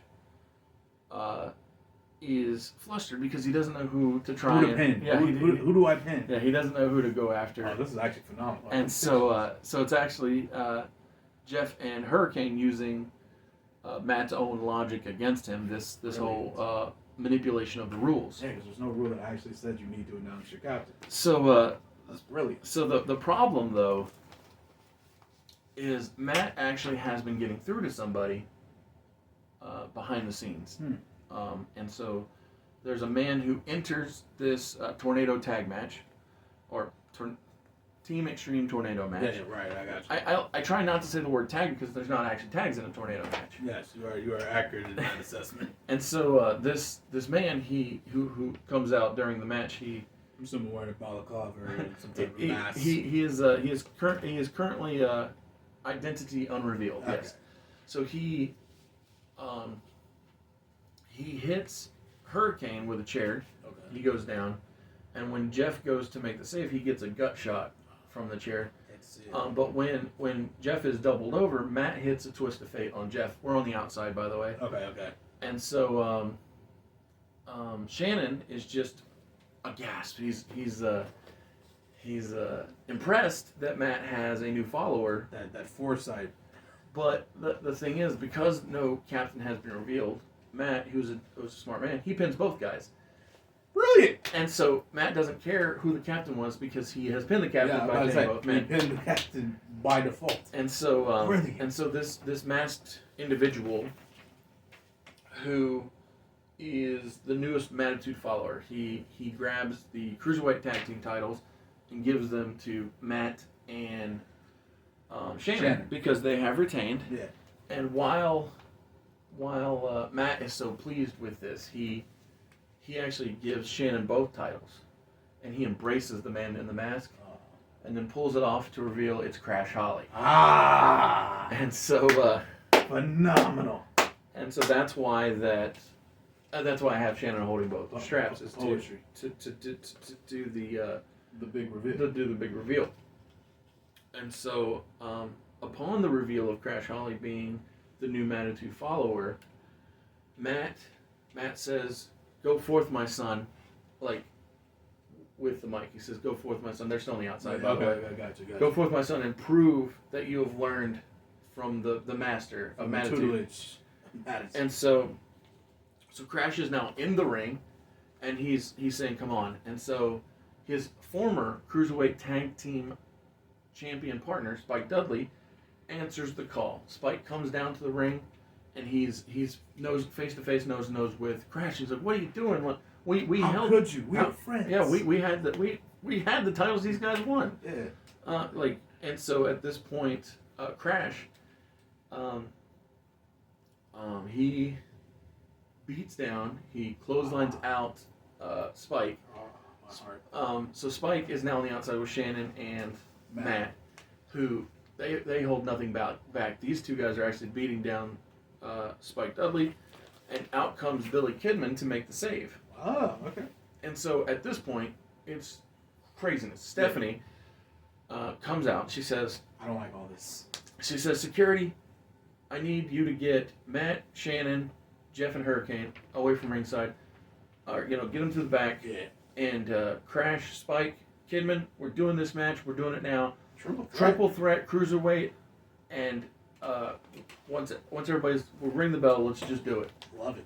Love it. And so for the fun of the action, for the development of Crash Holly's character, and to stack the deck in this here debut of Day of Reckoning, yeah, we have, like I said, just a really great classic cruiserweight and a contrast of styles too. Like Spike is a different daredevil. guy. Yeah. Kidman is a great athlete, Yeah. and Crash with this new attitude is ruthless and willing to dirty, do it. gritty. Yes. Love that. And so with that, it only makes sense for Crash Holly to go over, and I would guess so. and he defeats Spike Dudley, Beautiful. en route to his victory. So as Crash is going up the ramp, we have Matt and Shannon meet him up top with the titles. They all embrace. That's Good times. This is great. I love this. So next up we have that trios match I was explaining, which would if the Regal Counter Threat can win, would get King William back in title contention. Yeah. So we have Night Test, Rook Nowinski, and King William taking on Eddie Guerrero, Rey Mysterio, and Edge. So it's funny. I said that Edge broke his neck in the match with Eddie Guerrero in real life, right? Yeah, I do remember this. So it's true, but upon researching real time, he did get hurt, and he knew he got hurt, but he didn't go home. Wow. He was a really dumb person. Yeah. And so I wonder his career ended so early. so I thought to myself, I was like, well, Adam, if you're gonna do it in real life, I'll have you do it here. So Adam Copeland wins this match Edge. by defeating Night Test. But more importantly than that, throughout the match, Booker T, who's taken great offense to King William, giving himself the moniker of King, takes him, fights him out to the back to ensure that it's actually 3-on-2. Yeah. Advantage babyface, surprisingly. Yeah. Out of nowhere. But because Booker is just insulted and irritated at the way that Regal has demonstrated or acted throughout. Of course. And so, like I said, I put Edge over because it was explicitly stated that if the bad guys won, Regal would get a shot. But Eddie, being a defending champion, is going to acknowledge that with Edge's victory in the match that he'll give him a shot later. But that's just integrity. The integrity of the liar, the cheater, and the stealer. Oh, I just love the dichotomy of Eddie Guerrero. He has those two sides to him. Yeah, it's phenomenal, guys. And so, originally I was going to book this as my semi-main event, but because I had 2 trios matches, I wanted to put something between them. So the buffer between the 2 trios matches is Hollywood Hulk Hogan versus Big Evil Chuck Palumbo. Big Chuck. And yeah, exactly, Big Chuck. He always had that great hair. Yeah. Oh my goodness. He's always had a phenomenal head of hair. Yes. And so I'm putting over the man with the great head of hair over the old man with no hair.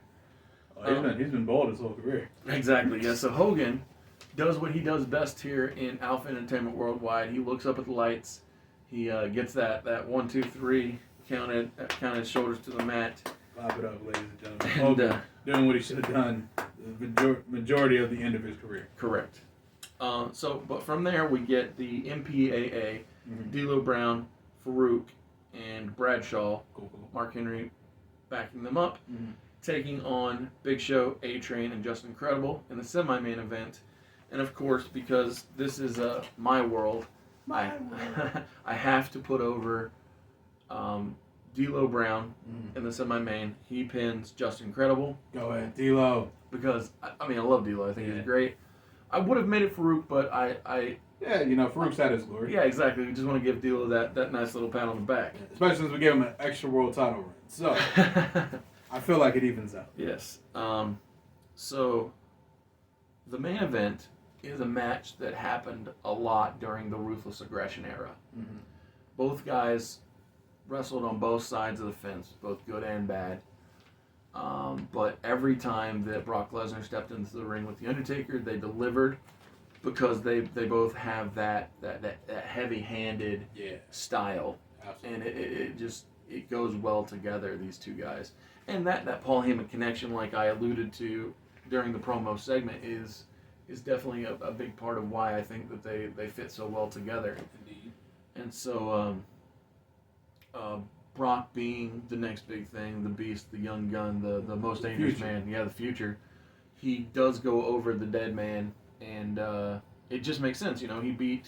Feels right. He beat The Rock at SummerSlam, and he beats The Undertaker here at Day of Reckoning. It's just, to me, it's the right way to go. The legacy grows. Yes. As they say.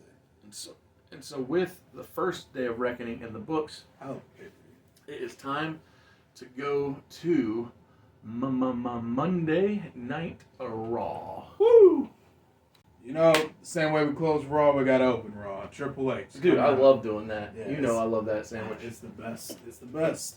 Triple H comes out and says, I'm the King of Kings. I'm the game. I am the first AEW World Champion. And yet, somehow, someway, Shawn Michaels is getting championship titles before me. He beats me one time, and all of a sudden, everyone's back on the HBK bandwagon, just like it was back when we were in DX back in '95. It's not that way anymore. I'm the man now. I'm the top No dog. holding me back. No holding me back. I'm gonna get what's coming to me. And as soon as he says that, there's a chair that flies in from out of frame. He catches it and then gets a Van Daminator in the face. Oh, that's beautiful. Yeah, I was listening to Wrestling with Brett earlier, and Brian said, just like you never try to give Billy Kidman a powerbomb, you never try to use a chair against Rob Van Dam. No, it just doesn't work. You can't do those things. It literally goes wrong every time. But yeah, so the good old Van Daminator. Triple H is out cold in the middle of the ring. Rob Van Dam's like, yeah, I know you saw all of us watching you last week, man. We were enjoying that match, and you ruined it, not only for the boys in the back, but for each and every one of these people. You know, babyface cheese is the highest order. Because, you know, Rob can actually talk instead of just saying dude. Yes.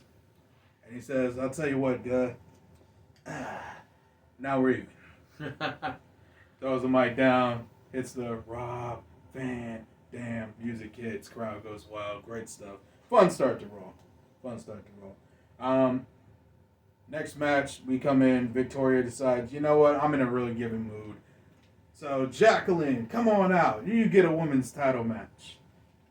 Jacqueline comes out, puts Victoria through her paces, I think is the saying here. Gives her a little bit more than she was expecting, but in the end of the day, it's Victoria's first championship defense, so she's gotta wrap that one up. Is what it is. But big love to Jackie for making it happen. As Victoria, as Victoria's walking up the ramp, Jazz's music hits. She eyes her down on the rampway as she goes to her match, and says, "Wow, that was real cute. I'm glad that the baby champ thinks she's special. I'll tell you what, since we're doing open challenges tonight, anyone can come out. I don't give a damn who it is. Come get this work." And this is where we get a debuting Nydia. Yay! Symmetry. So of course everyone's like, wait a minute, she's a SmackDown superstar. Yeah, she was just on their pay-per-view last night. Yes. So obviously JR is in the know. Actually, you know what? Screw that. Ace reporter Hurricane Helms slides into the commentary desk and says, yes, I actually have the inside scoop on this one. So it turns out Nydia wanted out of SmackDown. She was sick and tired of hanging out with Jamie Noble. So she wanted out. And she went to Stephanie and she said, I don't care how you do it. I don't care what you got to do for it. Talk to Mick. Make it happen. Get me on Raw. And Stephanie, being the loving GM that she is, said, okay, I'll make it happen. And so the trade was set. JR, of course, was like, well, who did we trade for? I'm like, I have to stay tuned to SmackDown to find out. I like it a lot. So we slide out. Nydia, of course, debuts. Jazz is like, okay, kid, let's give me what you got. And these two have a nice 15-minute match. Good back and forth. Nydia, I think it's probably her best performance since she's been here. Of course, yeah. Give or take. Yeah, unfortunately, I didn't have many talents to put her up in the ring with. Fair. And not knocking you. Yeah, when she was in there with Terry Reynolds, who's not a wrestler, or Tori Wilson, who's not a wrestler, it didn't do too good. Yeah, the numbers don't add up against 4, so fair enough. But when she steps in that ring with Jazz, who is a great wrestler, then it's definitely her best performance, no doubt. Gotcha. Well, after the 15 minutes, you know what it is. Triple power bomb, where we're calling it a night. Oh yeah. Good times. And Jazz, of course, shakes her hand out of respect and is like, welcome to Raw. You know what we're about now. Yeah, so this is 2002, obviously. Yeah. It's almost like we're trying to put Ring of Honor out of business by being so dang respectful. Well, they don't have a women's division, to be fair. So. Sure, I'm just saying, like, we're delivering and shaking it up, having great action. We're delivering that good quality, making them kind of irrelevant from the start. That's all good. We can still let them exist because we need to steal their talent later on. Oh, I know, you got the truth. Yeah, so many years of just chewing them up. Thanks for getting that talent ready for us. Man, thanks for shining them up. Well, we'll take it from here. Exactly, straight to the moon. All right. Well, next up we go backstage again. Triple H is heated in the back. He's throwing furniture. He's like, Rick, did you see what he did to me, Rick? I'm so upset, Rick. I'm mad. Mick Foley comes in like, listen, Hunter, my office is right next door. I'm gonna just stop throwing chairs against the wall. I love it. You know we don't own this building, right? Yeah. And Rick's like, no, he's upset. Woo! he demands a match with RVD next week. Woo! Woo! Et cetera, et cetera. And Mick's like, you know what? I'd love to see That's it. actually going to make great money. I'll actually let that one slide, Rick. Absolutely. Let's make it happen. So and I love that you're booking Rick in this this segment because I actually have him next episode doing promo work on SmackDown. Excellent. And so it's just good Didn't to even talk about it. It's good to have his presence known. He does exist. Throughout, yeah. We got to make sure he has a job, even though he's the president. Yes. Technically, we all knew that. Well, and the best part is that no matter that he has a job that should keep him above it all, he's always out there with his boy. In the nitty and the gritty. Yes. And then finally we close out the night with Raven's Poison, as I like to dub it. And Raven comes out with Steven Richards. Obviously, he's cocky. Let's be honest. It's Raven. He's feeling himself. He's sitting in the corner like, it doesn't matter who my opponent is. I'm gonna take care of business tonight, knock him out of the park, and then 2 weeks you'll see me as your new hardcore hero. And then this is when, of course, Kurt and Stacy come out. And Kurt is about to say something, and Stacy's like, no. You have been ignoring me for the last 2 weeks, so I'm going to speak. Kurt, giving her respect, backs off and says, you do your thing, girl. So, I know Mick gave the stipulation that Kurt is supposed to pick your opponent, but knowing Kurt, he would have just picked himself. So, I asked Mick, and he agreed it was a better idea if I picked your opponent tonight. And I decided, I looked at Kurt, and I thought, Kurt's an Olympic-level wrestler. He's the top of the heap. His amateur wrestling career is second to none. But if there was someone who had a great amateur career, per se, someone who was a great amateur athlete, if you will, that also is in WWE, I feel like that would be a great opponent for Raven. But who could I possibly pick with those accolades? And then Brock Lesnar comes out. That's amazing. And Raven, of course, is like, oh no. Oh, right? Oh, no. Raven's like, hold up. Now, listen, he's the undisputed champion. You can't do this to me. I got a championship match in 2 weeks. This is ridiculous. All right. Yeah, he can't do this, right? Steven's freaking out just as much as it. Yeah, she can't do this. Kurt was supposed to pick the opponent. This is ridiculous. And then, of course, Kurt takes mine like, that's a great point, guys. I picked Brock Lesnar. So we have a great 20-minute match. Brock Lesnar, the undisputed world champion, who was hungry for more action after his triumph over The Undertaker at Day of Reckoning. Yeah. We have Heyman out there at ringside with him, and Kurt and Stacy are on commentary. Very cool. For the match. Obviously, Raven is not a moron, so he is trying to do everything he can to avoid getting murdered. So he is working with Steven to try and distract the ref, cheat. Do you know what the extra fun part about this is? What? Paul Heyman being on the outside. Yeah, it's phenomenal. Oh my goodness. Yep. The inventor of ECW. It's out there watching his toys get broken. Yeah. And literally every time Brock gets his hands on Raven, he's pretty much just getting suplexed. He's being thrown around. Raven, of course, no slouch, is not getting felled so easily, if you will. Mm-hmm. There is one spot where Brock does nail the X5. He hooks the inside leg like a fool. And Steven, being the smart follower that he is, gently lays Raven's foot on the bottom rope. I'm sure Raven regrets him doing that. Yep, he does. Immediately. And the ref says, oh, that's a foot on the bottom rope. We got to stop this. Eventually, Kurt and Stacy get tired of this, so they sneak. Because I'm pretty sure with Raw, they're up top, yeah. So they sneak down to the ramp. Stacy low blows Steven. And then while the ref is distracted with all the chaos outside the ring, Kurt sneaks in, catches Raven in a German suplex, launches him overhead, lands perfectly on his shoulders, rolls through, and then Brock picks him up and drops him with another F5 for the 1, 2, 3. I love it. So your conclusion of Raw has just changed the open of my SmackDown. Love it. So I've said it before, and I'll say it again. I love bookending shows. Usually, I bookend my own show. The way that it ends is the way it begins. Yeah. But the original open of my SmackDown saw Rey Mysterio coming out to defend his television title, much like he often does. Of course. But instead of that actually occurring, he gets interrupted by one Matthew Hardy and his Magnitude followers. So Matt says, while I'd love to add your television title to my collection, Ray, I beg of you, please take a step back. He says, Ray, if you could just wait. I have bigger fish to fry.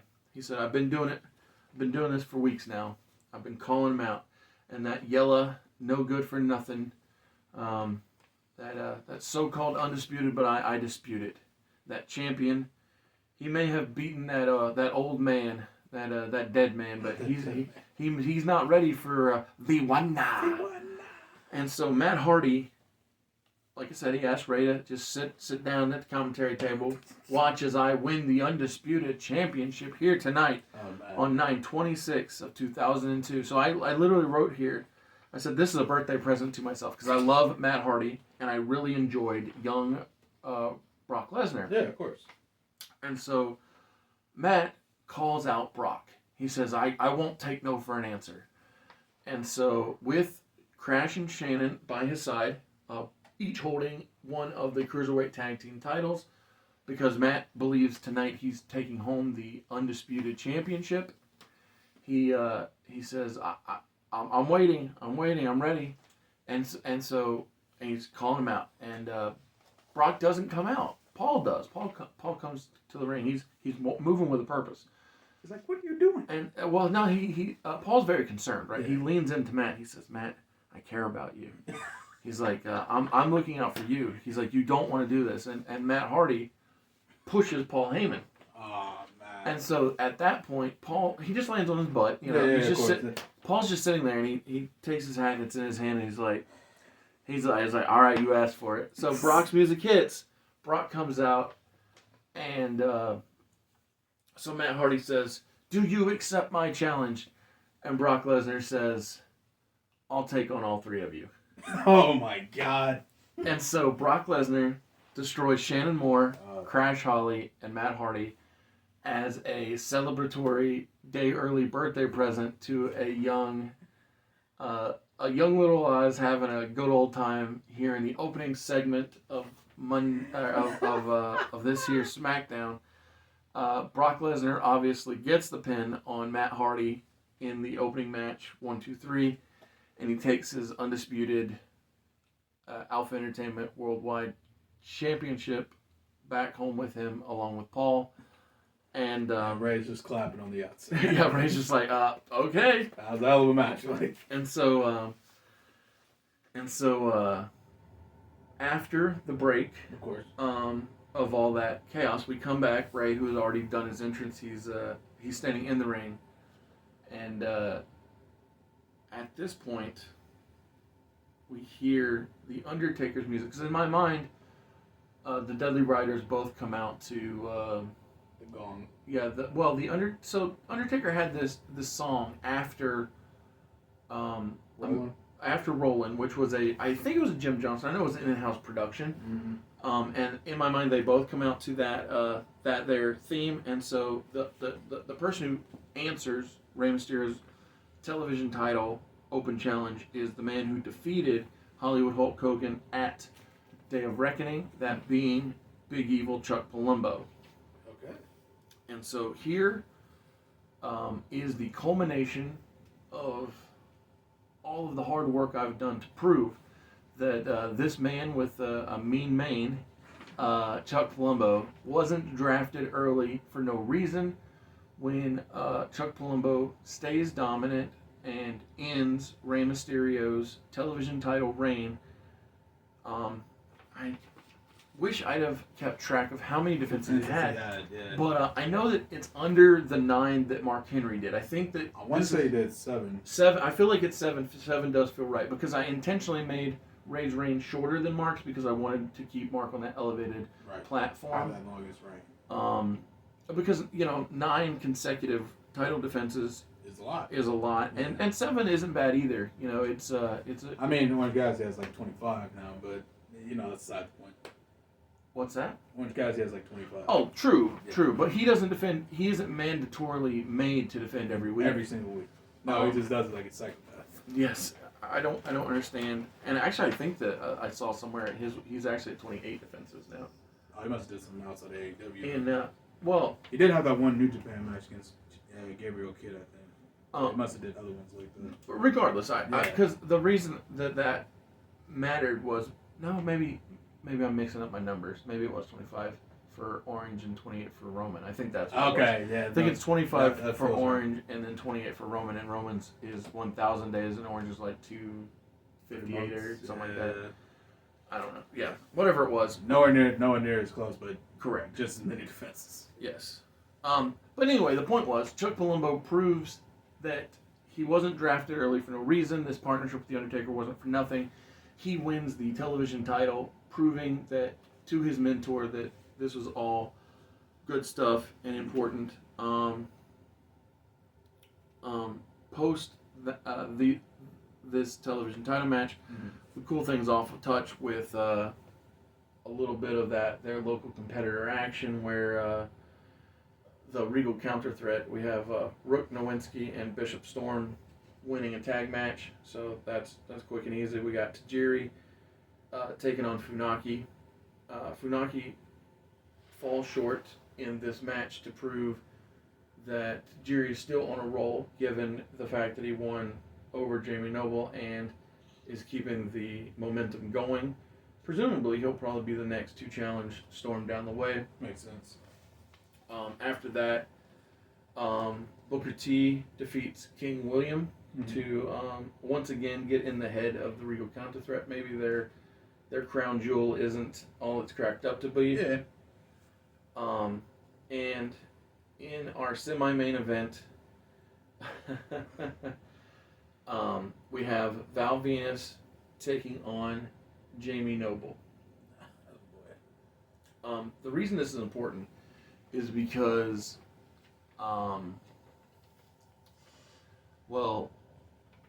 Jamie just got turned on Sunday. Right.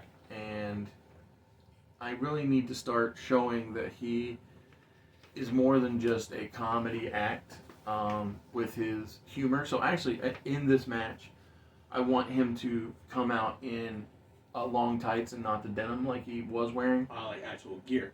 Yeah, so he did it toward the end of his run with Kid Cash. Him and Kid Cash were working as the Pitbulls, and they both wore long tights.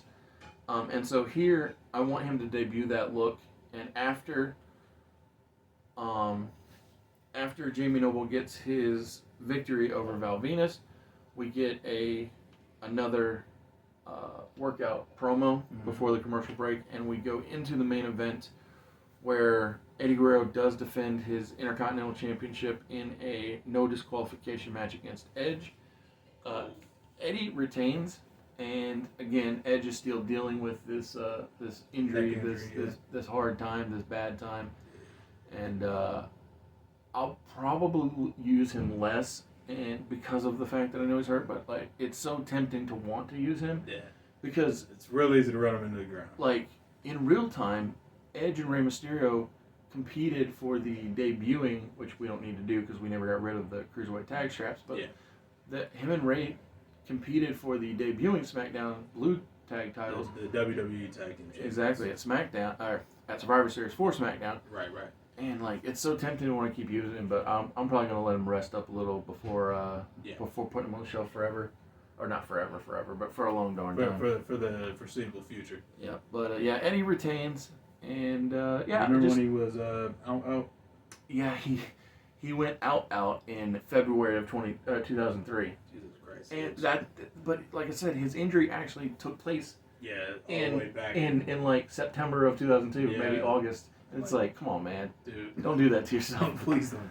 Man, I wonder his career is so down early. Yeah, I mean, it's just the first time. It's just so fortunate for him that medical technology has gotten to where it is. Yeah, absolutely. Well, I'm so glad that we're going into the final Raw because it has been such a long night. I mean, good night, very productive. Yeah. long. but definitely a lot. And Yeah, well, and that's the thing about this here production. Like, if we were able to do the matches, like I said earlier in the show, we'd have to do just one match or one episode. yeah, Like, just you literally go episode by episode. yeah, none of this whole Let's month. do 10 things in one go. Yeah, no, it couldn't. Yeah. It couldn't happen. Yeah, I mean, we could also just do this once a day though.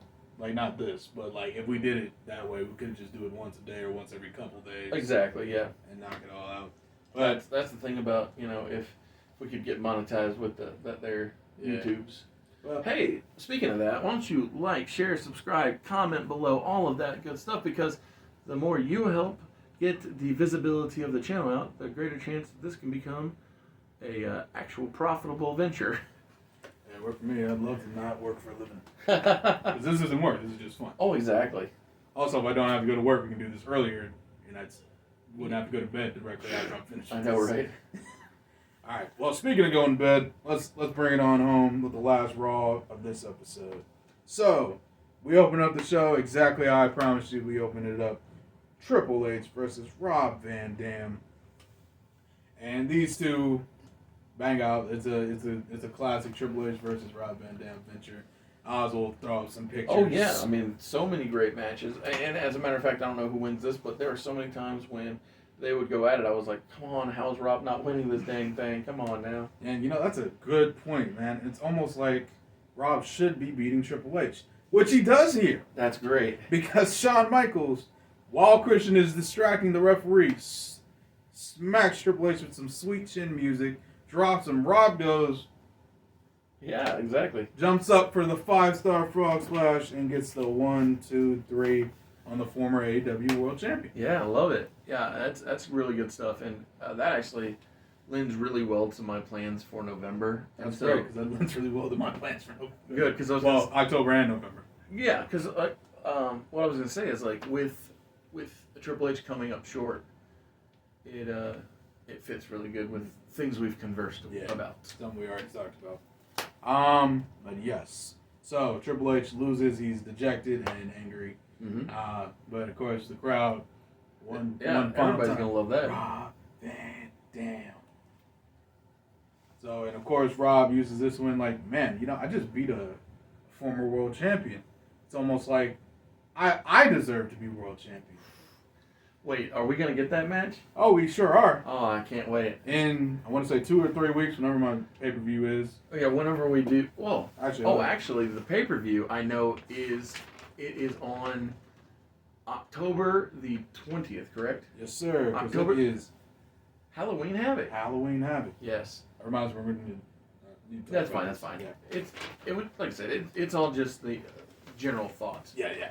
Um, Yeah. Base idea. But yes. So Rob throws his hat into the undisputed title gauntlet, if you will. Absolutely. Says he And- likes his opportunity. Yeah, I'm a big fan of that match. I mean, they went at it in the real timeline, the original timeline at King of the Ring, Yes. because Rob's the one who Brock beat at the pay-per-view. Although in our world it was Booker T. Right. So I would love to see them go at it in the main event of Alpha Entertainment Worldwide Halloween Havoc, which. When you have the ability to call an October pay-per-view Halloween Havoc, you do that. Yeah. Right. It only makes sense. But yes, so that's in the future though. Obviously, Brock and Paul are not there tonight, so there is no answer. There's no. Of course, yeah, it's fine. So we'll talk about that in the future. Yes. Got Next an up- entire October episode coming next month. Exactly. Don't worry, it will be mentioned unless I forget. I'll try and remind you if you do, Appreciate because it. I look forward to that. Thank you. Next up, Too Cool. Not partying tonight. Still upset about losing the tag team championships. I have a message for the Dudley boys saying, you and me, yous and us. We got unfinished business. And don't worry, sometime soon we're going to take care of that. But that's all for tonight. Just simple and straightforward to the point on that one. Kane and Jericho come out very, very symmetrical on that one. And pretty much does what Jericho does best. He glows and goes, "Ha! I'm the greatest. Did you guys see me win these tag team championships basically by myself? With a little help from Kane. Basically by myself. That's why I'm the Ayatollah of rock and roller. I'm the man. I am the man of 1,000 and was it 11,004? 2004, yeah. 1,004 holds. Yeah. And we're gonna hold these championships forever. Yada yada. Rockstar. Check out our Fozzy concert. Yada yada. Kane, of course, is sitting there menacingly in the background, doing his thing. And out comes Goldust. Ooh, that's cool. Big crowd pop. And Goldust says, Jericho, you think you're the greatest tag team wrestler of all time, but you're not. And I'm going to prove it to you next week because R&D Solutions is coming Back for into your business. world title. Back in business. Yeah. And Jericho, of course, looks at Kane, looks at Goldust, and looks at the crowd and goes, dude, Steven Richards turned on you like a month ago. And then, of course, Goldust is like, oh, shit. I forgot. Like, literally has his best. He's right. I don't have a partner. Oh, that's great. And Jericho laughs at him and goes, you know what? That's a great idea. You and R&T Solutions come out and wrestle us next week. Sounds like a ball. Bring it on. So that tag battle match is scheduled for next week. That's cool. And then, last but not least, we have Kurt Angle's boys. Okay. So, Raven I don't see any way that his punishment, if you will, can be as bad as Raven's was. Is Raven even able to get to the arena? Yeah, Or is he out in the Bowery or the bowels of the building just nursing his wounds? Yeah, so he's hurt. It's very they do the very obvious heavy tape job. Gotcha. He can't even put on his own shirts, so he just says, "Screw it, I don't need the shirt." There you go. Say, but his body's hurting, his body's sore, and he's like, "Okay, Kurt, you got me on that one last week. I see why Stacy's the brains of your operation." I like that. Because you were never smart enough to come up with something on your own. I says, it's okay. Because I'm a simple man. Sometimes you don't need a big, complicated plan to get the job done. So, tonight, you're going to wrestle Hardcore Vice in a handicap match. Of course, I won't be wrestling, but you will be wrestling all of Hardcore Vice tonight. And at this point, isn't it just him and Steven Richards?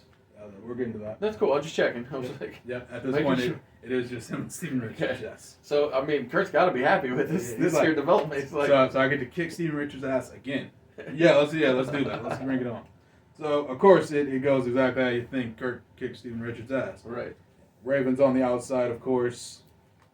Stacy is banned from ringside is the other thing I forgot to add here. Okay. So she's not allowed anywhere near the arena. But yeah, it's basically just Kurt beating on Steven Richards for like 5 minutes. Yeah.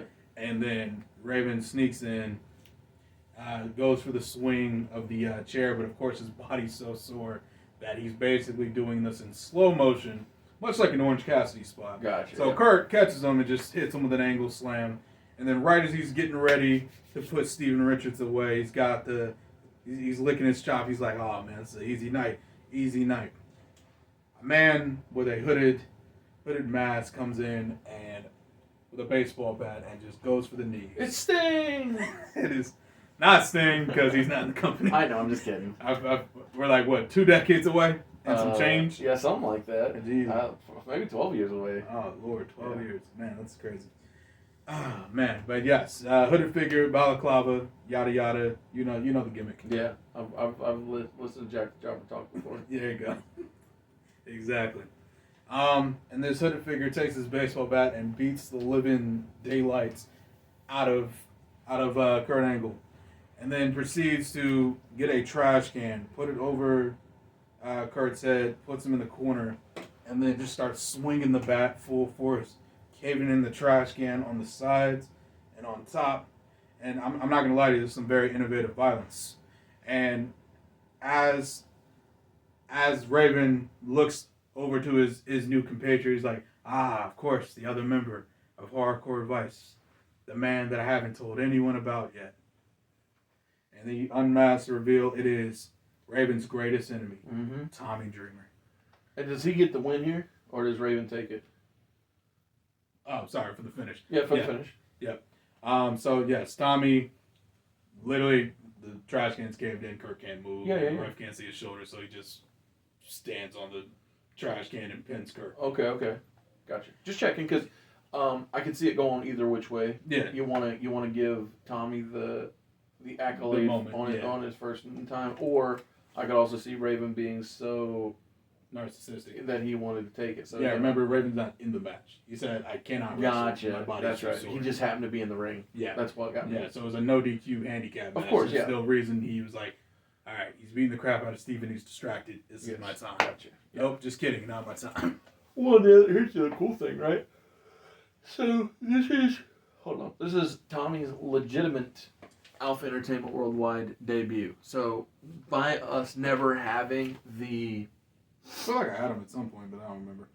oh, you're right. He got drafted to, or he. Yeah, I'm pretty sure we drafted him. So you're right. He was used, but what I'm saying is like This is his first major. this is major big. moment. This is a big moment because back in the original Invasion, him and Van Dam debuted together. Oh yeah, that's right. to be a part of the alliance, Yeah. but because we didn't do the alliance nonsense, I didn't have Tommy a part of it because he had no ties to WCW. To me, the WCW invasion should have, and in our case was just WCW alone because we already know that ECW is getting its own revival in the future, and so with that, benefit of hindsight. exactly, we don't mix things up and confuse stuff. Exactly. Dude, But, yep. that That'll was- do it. That was awesome. I appreciate you. Thank you for coming. Thank you for being a part of this, and thank you for watching.